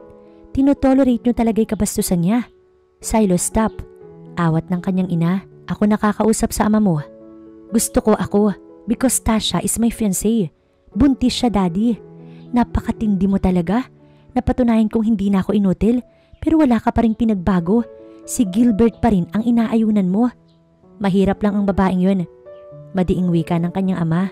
Hindi kayo bagay at hindi siya makakapantay sa atin. Iba ang level niya. Nilaso na talaga ni Gilbert yung utak mo. Kung hindi lang kita ama baka napatay na kita. Silo, why? Ipagtatanggol mo ang batugan na to? Bakit dad? Kami ni Manuel ang umaasikaso sa business na dapat ay responsibilidad mo. Nagpakasarap ka lang at inaasa sa amin nila ma'am ang lahat. Napakagaling mong dumikta. Ikaw nga walang maipagmamalaki. Si mami lang naman ang naghirap sa lahat eh. Siya lang talaga umpisa pa lang. Tinakwil siya ni na lolo at lola dahil pinili niya ang walang silbing gaya mo. Masaya ako malaman na hindi na ikaw yung walang pusong silo na nakilala ko. I'm so proud of you, son. Tinapik ng ama niya ang kanyang balikat. Nakikita ko ngayon na mahal mo nga talaga yung babaeng yun. Nasobrahan nga ba siya sa mga nasabi niya? Nagdadalawang isip si Silo. Nakukonsensya siya na parang hindi. Naghahalo-halo ang kanyang emosyon. Bro, tawag ni Manuel. May inabot itong beer. Tapang mo talaga. Ikaw talaga yung leopard sa pamilya na to. Kahit si dad hindi umubray eh. Sinabi ko lang yung sama ng loob ko na kinikimkim ko. Matagal ko nang gustong sabihin yun sa kanya. What about ma'am? Nasaktan siya bro. Panigurado ako mas mahirapan si Tasha na mapalapit kay ma'am. Hindi naman masamang tao si mami. At isa pa, alam kong magkakasundo sila. Weh, paano mo nasabi? Bigyan mo lamang sila ng oras. Tanging sagot niya bago ininom ang beer. Tinapik niya ang balikat ni Manuel. Pahinga na ako. Sige, thanks bro. Wika ni Manuel na tinanguan niya lamang. Hindi siya gumawa ng ingay upang hindi na magising si Tasha. Inaasahan kasi niyang tulog na ito pagbalik niya. Madahan siyang tumabi at humarap kay Tasha. Napakaamon ng mukha nito. Ngunit pansin niya ang luha sa mata ni Tasha. Mukhang umayak na naman ito hanggang sa makatulog. Nais niyang haplusin ang buhok ni Tasha, ngunit nag-aalangan siya dahil baka magising ito. Kamusta? Mali ang kanyang akala. Talaga naman palang gising pa ito at siya hinihintay. Nakausap mo ba dad mo? Nagsorry ka ba sa kanila? Tasha, wala naman dapat ihingi ng tawad. Ininsulto ka nila sa harapan ko.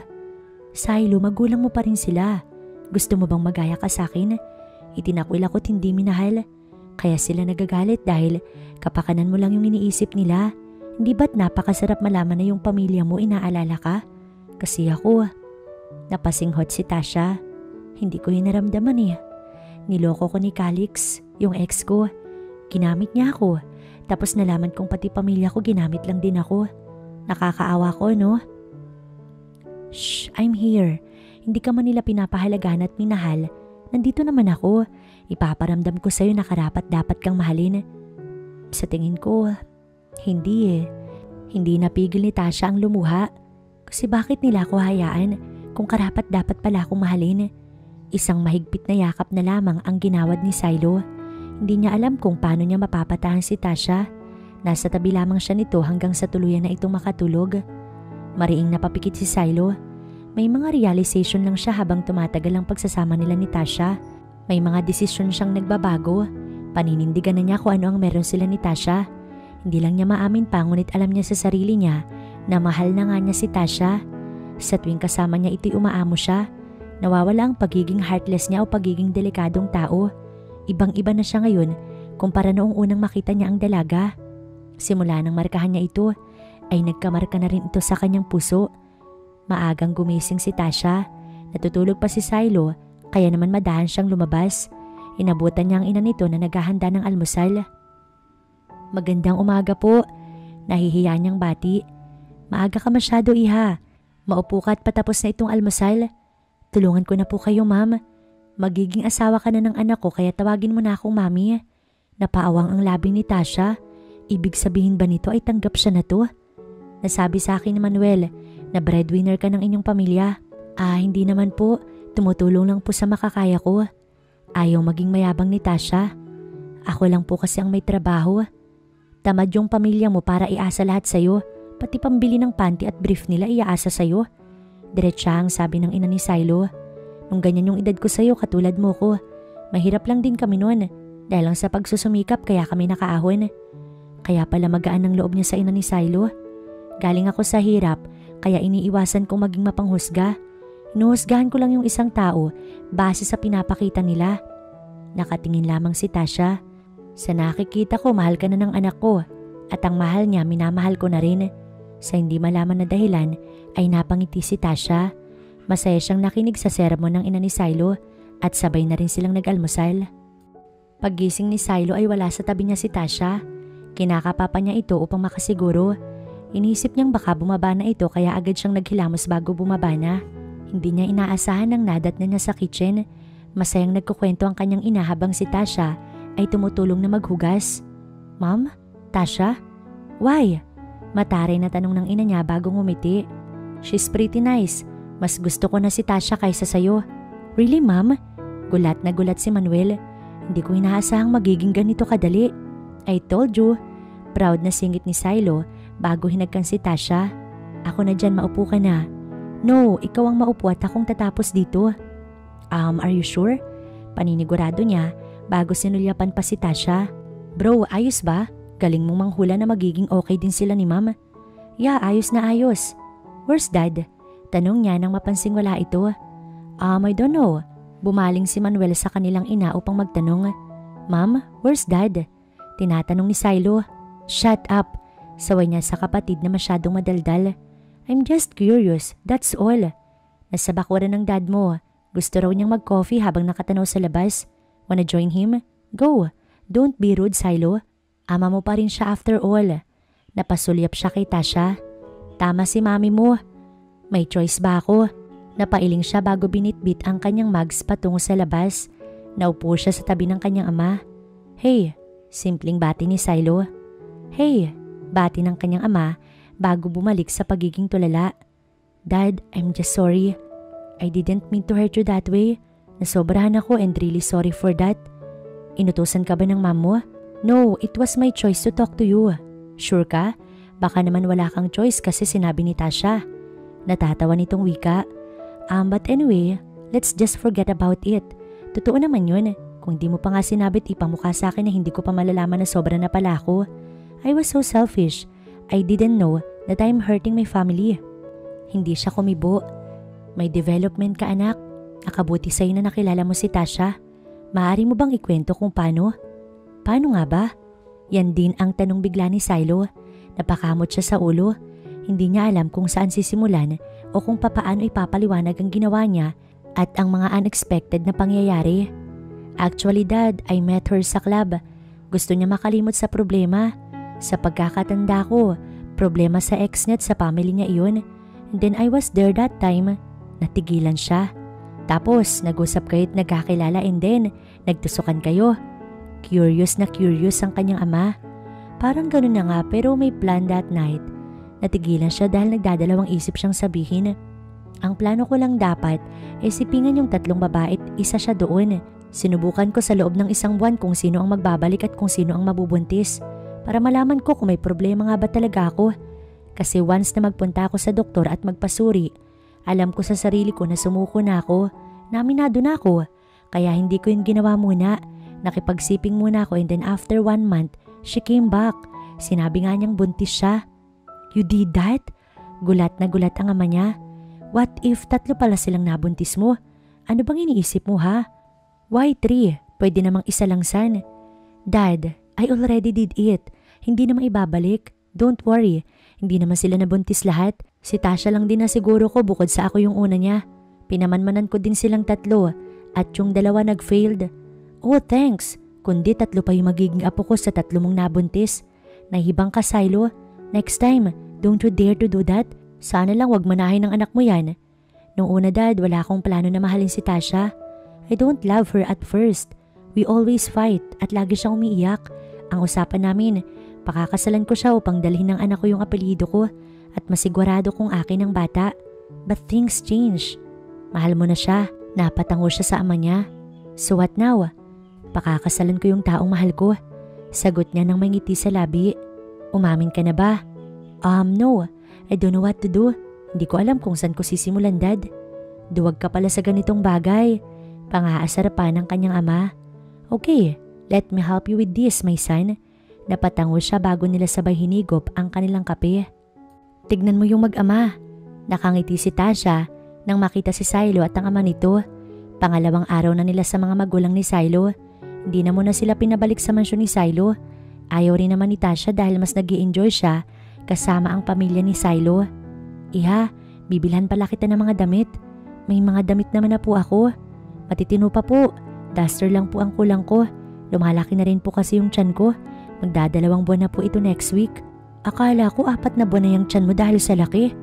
Gulat na gulat ang ginang. Maging siya ay napansin niya ang kakaibang paglaki na to.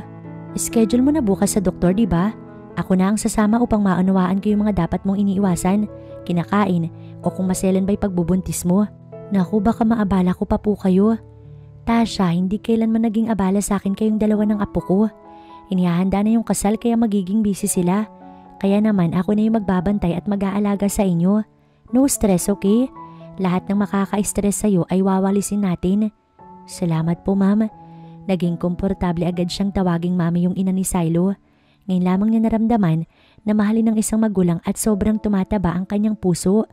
Kinahaponan, inaya siya nitong mag-shopping. Pinagmaneho sila ni Manuel dahil wala naman itong ginagawa o pupuntahan. Madaming pinamili ang ina ni Silo habang siya naman ay nakasunod lamang. Si Manuel naman ay tagadala nila kaya naman nahihiya talaga siya. Gusto mo ba to, iha? Alam mo, natutuwa ako kasi wala talaga akong anak na babae eh. Ikaw na lang yung aayusan ko.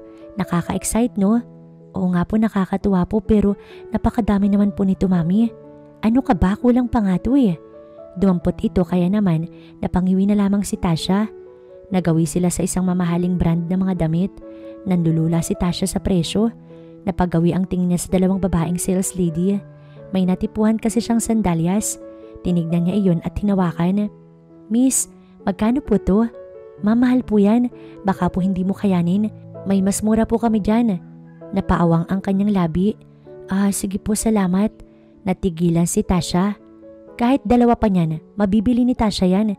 Hindi porkit magalang na nagtanong at mukhang simple, ay pasimple mong iinsultuhin. Sino ka ba? Ano ka dito? Bakit hindi mo nalang sabihin yung presyo? Tama na po, ayos lang po. No, Tasha, hindi porkit mabait ka ay palalampasin mo lang yung mga balasubas na to.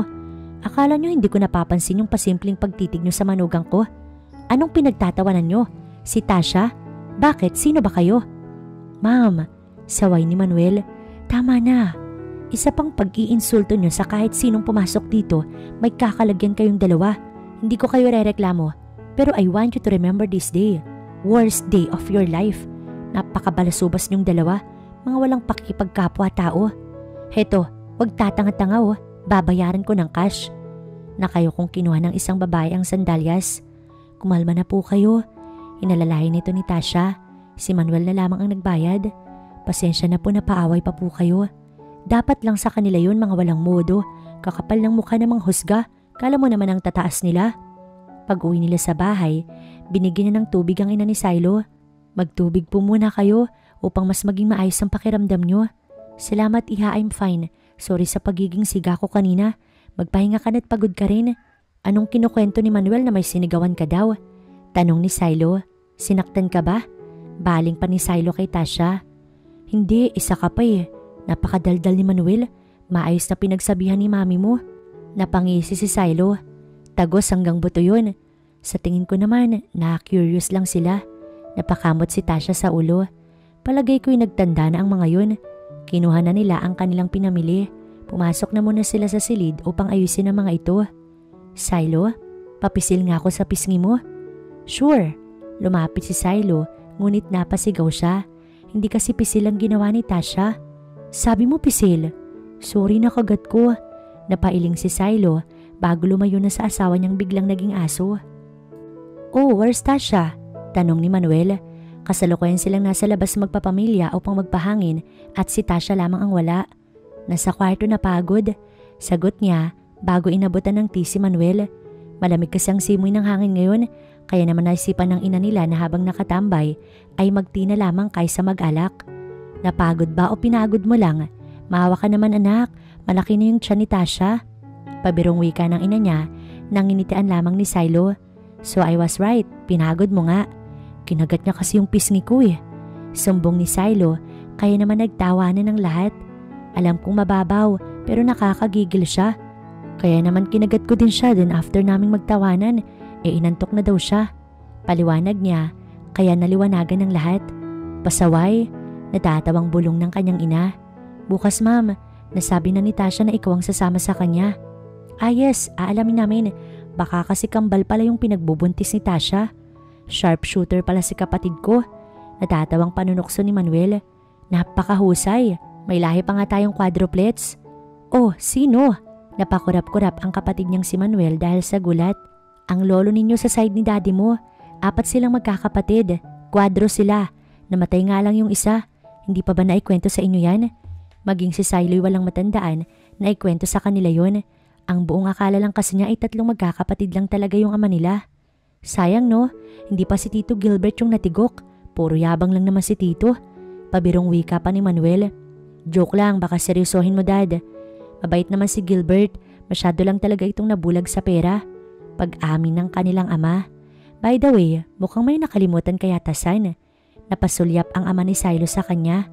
About sa pag-amin, paalala pa nito na napag-usapan nila tungkol kay Tasha. Yeah, sorry I forgot. What is it? Takang tanong ng kanyang ina. Malamang tungkol kay Tasha. Tingin pa lang ni Silo alam ko na Problemadong umamin. Panunukso pa ni Manuel na hindi na lamang pinansin ni Silo. Mas focus siya sa kung paano niya aaminin ang tunay niyang nararamdaman kay Tasha. Nasabi ng ama niya na tutulungan siya nito kaya kahit papaano kampante pa rin siya. Haranahin mo. Natawa si Manuel. Uso pa ba yun dad? Baduy mo naman. Siyempre modern na tayo. Dapat kuhanin mo yung kiliti o kaya yung mga napapanood ko sa TV o sa TikTok. Daanin mo in romantic way. I agree with Manuel. Sa panahon ngayon, maari mo pa rin namang haranahin pero mas gusto ng iba na sa ibang paraan naman. Paliwanag ng ginang. Napabuntong hininga si Silo. Bahala na, basta tumulong kayo. Nag-thumbs up sa kanya ang lahat. Pumasok na sila sa loob upang mag-dinner. Gabi na kasi. Si Silo naman ay ginising na si Tasha. Madahin niya itong tinapik upang gisingin. Kakain na. Hinagkan niya sa noo si Tasha at tinulungang bumangon. Susunod na ako. Sabay na tayo. Inalalayan niya si Tasha dahil kakagising lamang. Baka matalisod o madulas. Alagang-alaga ni Silo ang ina ng kanyang magiging anak. Lahat ng tapang niya sa katawan nawala dahil kay Tasha. Ngayong araw ay ang schedule ni Tasha sa doktor. Nagpaalam na siya kay Silo. Nilalayan pa nga siya nito sa kotse habang si Manuel naman ang magmamaneho. Kinakabahan ka ba, iha? Medyo po. Kung nasa tabi lang sana siya ni Silo, baka sakaling kahit papano makampante siya. Naiwan kasi ang mag-ama sa bahay. Wala siyang kaalam-alam na pag-uwi niya ay may sorpresa si Silo. Kasabwat si Manuel, maging ang ginang. Ingat sa paglalakad. Hinawakan siya nito at sabay silang pumasok. Kilala ko ng doktor na napili ni Silo. She's a good friend. Noong nabuntis ang pamangkin ko, dito lang din kami lagi naka-schedule. Kwento pa nito, natinanguan niya lamang. Pagpasok ay pinahiga na siya ni Dr. Miles na napakabait at malambing manalita. Mami, congrats po. Maging ito ay hindi maipaliwanag ang reaksyon. Triplets po yung pinagbubuntis nyo. Gulat na gulat ang kanyang biyanan. Habang si Tasha hindi agad nakapag-react dahil talagang nag-loading ang kanyang utak dahil sa narinig. Triplets po yung anak namin ni Silo. Gulat na gulat si Tasha. Diyos ko, kaya pala ang laki ng tiyan mo, iha. May dahilan naman pala kung bakit ganyan kakalaking magbuntis. Alam mo, matutuwa si Silo nito. Hindi lang isa yung inaasahan niya kundi 3. Oo nga po, mami. Maging si Tasha ay naluluha sa saya. Masaya nilang nalaman ng lahat. Hindi alam ang gender. Basta nakita pa lang na 3 ang inaasahang baby nila. Malusog din ang mga ito at maayos ang heartbeat. Wala rin namang selan si Tasha sa pagkain. Kailangan niya lang ikondisyon ang kanyang sarili. Iniisip pa lamang ni Tasha kung paano niya maidi-deliver ng maayos ang 3. Nanghihina na ang loob niya. Sana lang ay kayanin niya. Mas nais kasi niyang normal delivery. Sa tingin naman niya makakayanan niya. Pagpasok nila sa loob ay may sumabog na konfeti. Natigilan si Tasha at nakatayo lamang. Si Silo kasi ay may hawak na bulaklak habang papalapit sa kanya. Tasha, gusto ko lang na malaman mong mahal kita. Diretsahang pag-amin ni Silo habang nanginginig pa ang kamay nito. Sana tanggapin mo yung pagmamahal ko. Mahal na mahal ko kay ni baby. Niyakap siya ni Silo. Ang sweet naman pala. Kinikilig si Manuel. Pero may sasabihin si Tasha. Pambasag ni Manuel sa kanilang moment. Sabihin mo para isang saya lang. Utos pa ni Manuel. Ano ba yun? Tanong ni Silo. Kasi galing kami kay Dr. Miles. Tapos nalaman namin na malusog naman yung 3. Nagloading pa yung ama ni Silo at maging ang kanyang nobyo. Ano daw, Dad? Takang tanong ni Silo. Sabi 3 daw eh. Don't worry, maging kami ganyan ang reaction kanina. Ang sabi ni Manuel. Ibig sabihin, triplets yung pinagbubuntis ni Tasha? Paliwanag pa ni Manuel. Nanlaki ang mata ni Silo. Totoo ba? Tumango si Tasha bago niyakap si Silo. Kakayanin ko para sa inyo. Bulong pa niya rito. Mahal din kita, Silo. Halos lumundag na sa saya si Silo. Tawa naman ng tawa si Manuel dahil inaasar nito ang kapatid na halo-halo ang emosyon. Ngunit isa lang ang nasisiguro ni Tasha. Nasisiguro niyang totoo na ang pagmamahala nila ni Silo. Isang masayang umaga ang bumungad kay Silo at Tasha. Magkakasama silang nag-almusal at pagkatapos ay nagkwentuhan. Han, ano kayang call sign natin? Pukaw ni Silo sa atensyon ni Tasha. Napaisip lang ako kasi parang normal lang kung wala tayong magiging CS. Dagdag pa nito habang nakatitig kay Tasha na sa kanya na rin ang tingin. Bakit pala gusto mo ng call sign? Han, syempre gusto ko malaman nila na fiancé kita. Maktol ni Silo. At marunong na itong magmaktol. Natawa si Tasha. Tinatawag mo na akong Hani, so yun na lang. Oo nga pala. Napailing si Silo na kinatawa naman ni Tasha. Han, may gusto ka bang puntahan? Ikakasal na tayo next week pero hindi ka pa rin nagiging maayos sa family mo. Lumungkot si Tasha. Hindi kasi niya sigurado kung kaya na ba siyang mapatawad ng mga ito o kung magiging maayos na ba kung gagawin niyang magpakumbaba. Sa tingin mo, gusto na nila ako makita?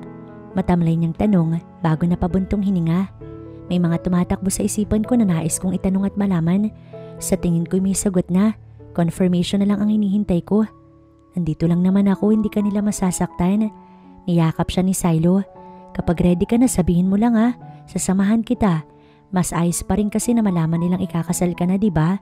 Ikaw ang nagturo sa akin ng pamilya ay pamilya pa rin no matter what happened. Nasisiyahan si Tasha na nakatatak pala sa isip yun ni Silo. Pag-iisipan ko. Tumango si Silo at inaya na siyang lumabas sa silid. Nagpahinga muna kasi sila matapos ang nakakapagod na tawanan at activities nila ng family ni Silo. Gusto mong pumasyal tayo, Han? Aya ni Silo. Sa simpleng lugar lang. Makakaya mo ba o nais mo na lamang matulog muna? Tara, pasyal tayo. Sasama ba yung parents mo? Mas masaya kasi kung madami. Masiglang sagot ni Tasha. Han, wala sila umalis eh. Sabi baka mamaya pa yung uwi nila. So tayo lang ang may iwan dito. Pumasyal na rin muna tayo. Sure, malakas ka sa akin eh. Pinisil ni Tasha ang pisngi ni Silo dahil nanggigigil na naman siya. Wag lang tayong masyadong late umuwi. Gusto ko may pagkain na bago umuwi sila, ma'am. Natitiyak kong gutom din sila. Lalo na si Manuel na napakatakaw. Napatawa siya bago nag-seatbelt. Dahan-dahan lang, Han. Bilin pa niya kay Silo. Masunurin si Silo sa mga sinasabi niya. Hindi rin naman kalayuan ang pinuntahan nila. Sa isang park sila huminto. Maraming tao pero pansin ni Tasha na tila ba may event sa park dahil sa mga ayos na mga ito. May mga dalang bulaklak ang mga bata at matanda habang nakangiti sa kanya. Han, ang cute no? Hindi mapigilan ni Tasha na matuwa. Ate, lumapit ang isang bata sa kanya at inabot ang bulaklak. Salamat, natutuwang wika ni Tasha. Ngunit nagsimula na siya magtaka dahil pinalibutan siya ng mga ito matapos ibigay ang mga bulaklak. Anong meron? Takang tanong niya na wala talagang ideya sa nangyayari. Dahil napalibutan siya ng mga tao, hindi niya na natanong si Silo. Han, sandali lang po. Hahanapin ko lang po yung... Natigilan si Tasha nang isa-isang hinawi ang mga nakaharang. Sa harapan niya ay nakaluhod si Silo, habang ang parents ni Silo ay nandito rin pala. Pinlano mo to? Bulong niya na makalapit sa nobyo. Napasulyap siya sa magulang ni Silo habang lumuluha. Salamat po. Congrats, iha. Tuwang-tuwa ang ina ni Silo. Simple lang to dahil ito yung gusto mo at hiniling mo. Alam kong ayaw mo sa bongga na kaganapan. Kaya naman umisip ako ng paraan na simple pero alam kong magiging maganda at the same time. Binuksan ni Silo ang maliit na box. Han, I just want you to know that I love you. Mahal ko kayong apat. Wika ni Silo bago sumulyap sa kanyang tiyan at ito ay hinagkan. Saksi ang mga taong to, maging ang parents ko at triplets natin. Gusto kong itanong, will you marry me, Anastasia? Yes, I will marry you, Silo Vermont. Isinuot ni Silo ang singsing bago sila nagyakap. Ang proposal na pinapangarap niya lang dati, ngayon ay natupad na sa taong mahal niya at mahal siya. Isang mini celebration para sa naging proposal. Si Feli na kaibigan niya ay muli niya nakausap at inimbita sa celebration. Humingi na rin naman ng tawad si Silo sa mga inasal na noon sa harapan ni Feli at hindi naman makapaniwala. Ito na ngayon ang sitwasyon ni Tasha. Namiss talaga kita. Naluluhang bulong ni Feli bago siya muling niyakap. Alam mo, sobrang saya ko. Walang araw na inisip kong sana hindi ka umiiyak kay Silo at sana hindi ka niya tinrato na parang isang alila. Feli, hindi. Maayos niya akong tinrato. Sadyang hindi lang maganda yung simula pero tignan mo ko, Feli. Masayang masaya ako sa bago kong pamilya. Ngunit hindi ko maiwasang malungkot habang inaalala ko sila mama at ate. Maging si Papa. Palagay ko hinahanap na ako ni Papa. Kung alam mo lang, Tasha, palaging umiyak si Tito Oscar. Tapos palagi niya akong tinatanong. Nagsinungaling na lang ako dahil ayoko mas masaktan pa siya eh. Sinabi kong nagtatrabaho ka ng maayos. Sinabi ko rin na matatagalan ka bago makauwi. Paliwanag ni Feli. Nanikip ang dibdib ni Tasha sa sobrang pangungulila sa ama at sakit na nararamdaman niya sa mga oras na ito. Inaasikaso ba siya nila mama? Natatakot siya sa isasagot ni Feli. Please sabihin mo oo. Ayoko malaman na nahihirapan si Papa. Nakalimutan ko si Papa. Hindi ko siya naisip na mas nagdurusa siya. Hindi mo naman yun kasalanan, Tasha. Masama talaga ugali ng kapatid at ina mo. Gusto kong sugurin sila pero pinipigilan ko kasi alam kong wala rin naman ako magagawa eh. Huwag kang mag-alala. Palagi ko namang inaabutan ng palihim si Tito Oscar. Diyos ko, Feli. Napakabuti mong kaibigan. Mahigpit na niyakap ni Tasha si Feli. Hindi ko alam kung paano ko makakabawi agad sa'yo. Salamat, Feli. Maraming salamat sa pagmamalasakit sa papa ko. Sino pa bang magdadamayan, Tasha? Kaibigan mo ko't kapatid. Hayaan mo't sasamahan kita na puntahan si Tito Oscar. Kung inaasahan mo na magbabago pakikitungo ng ina mo, huwag ka nang umasa, Tasha, malala na sila. Napabuntong hininga siya sa sinabi ni Feli. Si Papa na lang ang nais kong makuha. Si Papa lang naman ang naging pamilya ko simula't umpisa. Tsaka ikaw, kayo ng pamilya mo lang naman ang naging mabuti sa akin. Matapos malaman ni Tasha ang kalagayan ng ama niya, ay kinausap niya si Silo. Pinatapos lang niya ang party at habang nakahiga sila sa kama, ay umiiyak siya sa kanyang nobyo tungkol sa kalagayan ng kanyang mahal na ama. Bukas na bukas, Han, huwag kang mawalan ng pag-asa. Kukuhanin natin yung papa mo at tuturuan natin ang leksyon ng mga masasamang yun. Tumango na lamang si Tasha. Desidido na siyang harapin ang ina niya at ang kapatid niya. Ngunit hindi upang magpakumbaba, kundi upang bawiin ang kanyang ama at ilayo sa mga ito. Dahan-dahan lang, inalalayan siya ni Silo. Ako nakakatokhan. Hinayaan na ni Tasha si Silo. Tao po. 3 katok ang ginawa ni Silo. Sino ba yan? Iritada ang boses ng sumigaw. Kahit hindi pa nakikita ni Tasha, alam niyang ate niya ito.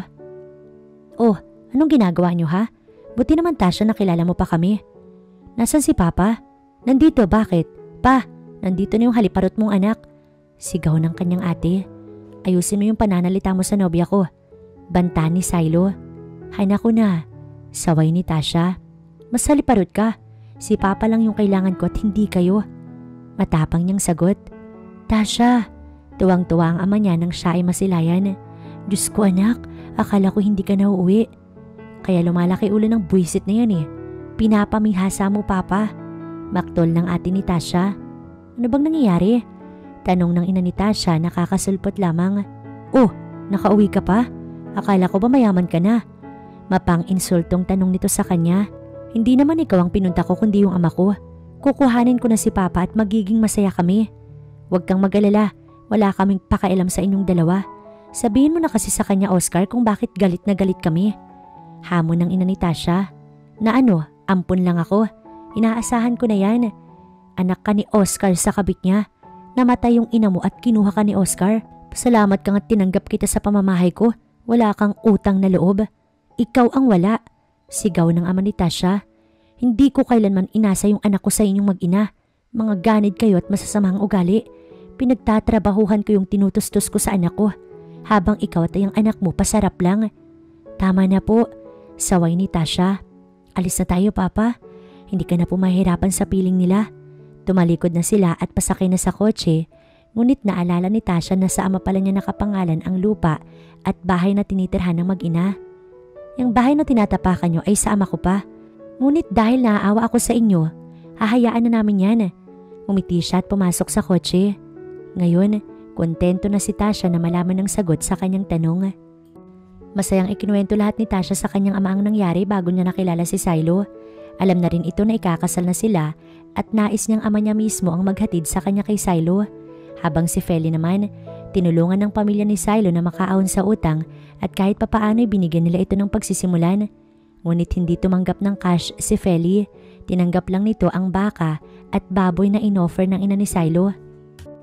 Malaki ang tulong ng kanyang napakabuting kaibigan kaya nararapat lamang niyang suklian yon. Napakalaki pala ng bahay nila Balae. Bulong ng ama niyang si Oscar. 2 araw na si Oscar sa bahay ng parents ni Silo. Ayaw na muna kasi ng parents ni Silo na bumukod sila. Nais na mga ito na babantayan si Tasha na makapanganak. Oo papa, alam niyo po kahit na sobrang yaman pa nila, napakababait po nilang talaga. Oo nga iha, alam mo bang niregaluhan ako ng jeep ni Balae kong lalaki? Naikwento ko kasi na dati tayong may jeep na pamasada.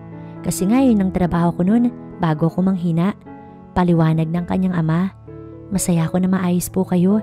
Nalulungkot po ba kayo dahil iniwan natin sila? Pasimpleng tanong ni Tasha. Matagal ko nang gustong ilayo ka anak. Sadyang wala lang akong alam na paraan. At isa pa inaasahan kong magbabago pa yung ina't kapatid mo. Kahit naman kapatid mo lamang siya sa labas at ang mama mo ay stepmother mo, naging pamilya pa rin natin sila. Kasalanan ko kung bakit lumala yung galit ng ina mo sa'yo. Bakit naman po? Kasi minahal ko yung totoo mong ina at ang stepmother mo hindi. Siya kasi yung legal kong kasintahan bago ko nakilala yung ina mo.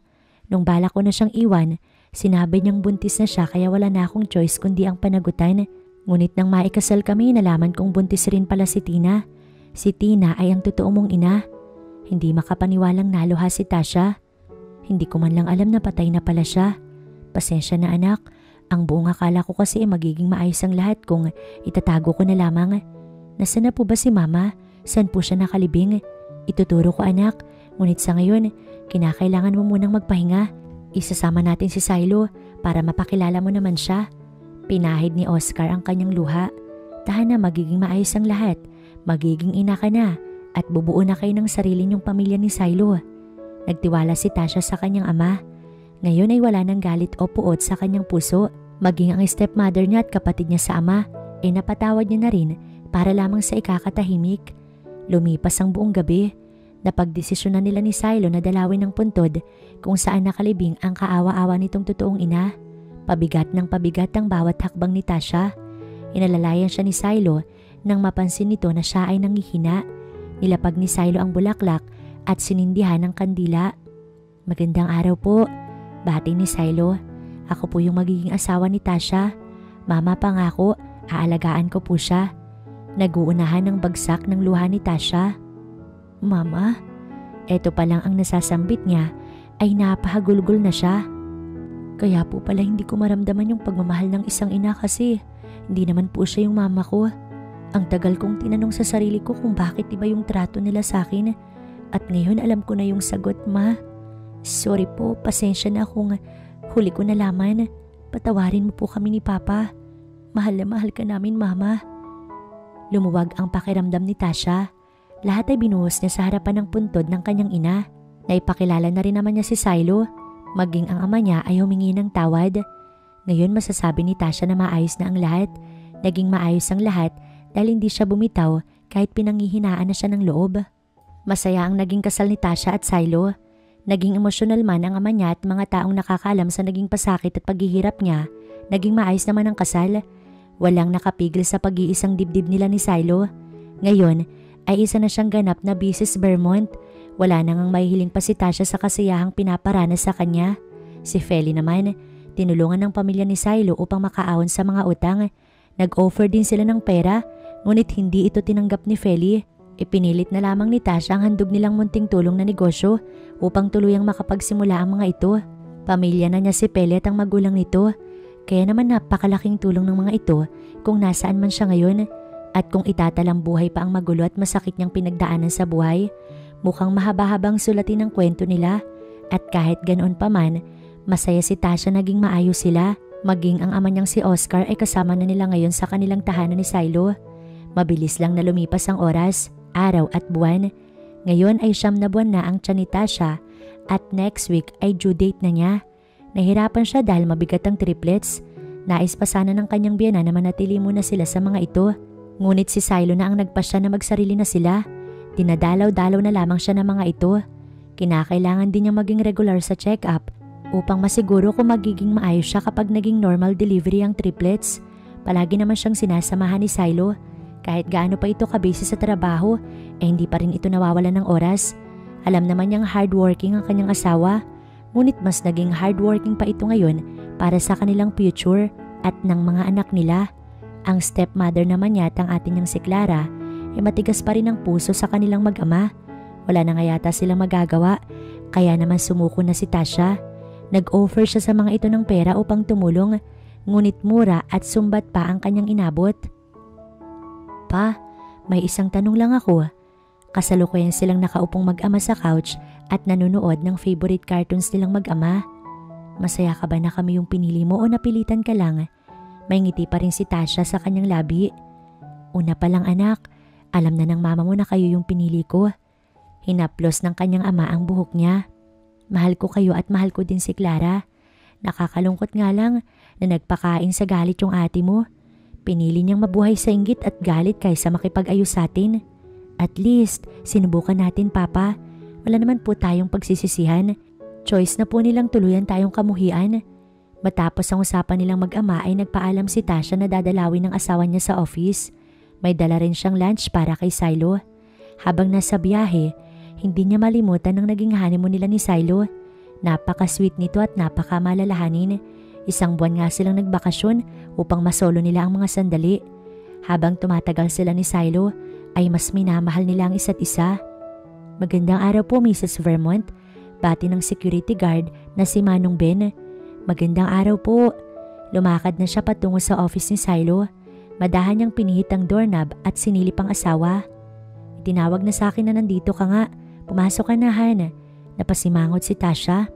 Duga mo talaga Silo. Sorry na, gusto ko lang na lagi akong updated pagdating sa iyo Han. Kumindat pa si Silo.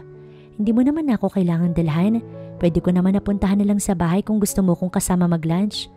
Gusto lang din kitang dalawin Han. Kaya ko pa naman, medyo mabigat lang talaga yung mga anak mo. Maupo ka muna. Inalalayan siya ni Silo. What's wrong? Nag-aalala nitong tanong nang mapansin na siya ay may iniinda. Bigla kasing nakaramdam si Tasha na masakit ang tiyan. Han, sa tingin ko gusto na nilang lumabas. Wait, what? Not now Han, nasa office ka pa. Kausapin mo sila, pakiusapan mo muna. Sa sobrang taranta ni Silo, hindi nito alam ang sinasabi. Tatawag na ako ng ambulansya. Matapos tumawag ni Silo, ay inalalayan siya nito. Careful Han, dahan-dahan lang. Masakit, daing ni Tasha bago napahinto nang maramdaman niya ang hilab. Help me please, mga anak ni asawa ko. Sigaw ni Silo. Agad na tumulong ang mga employees at ang guard na si Manong Ben. Dahil sa tulong ng marami, maayos na nakarating si Tasha sa hospital.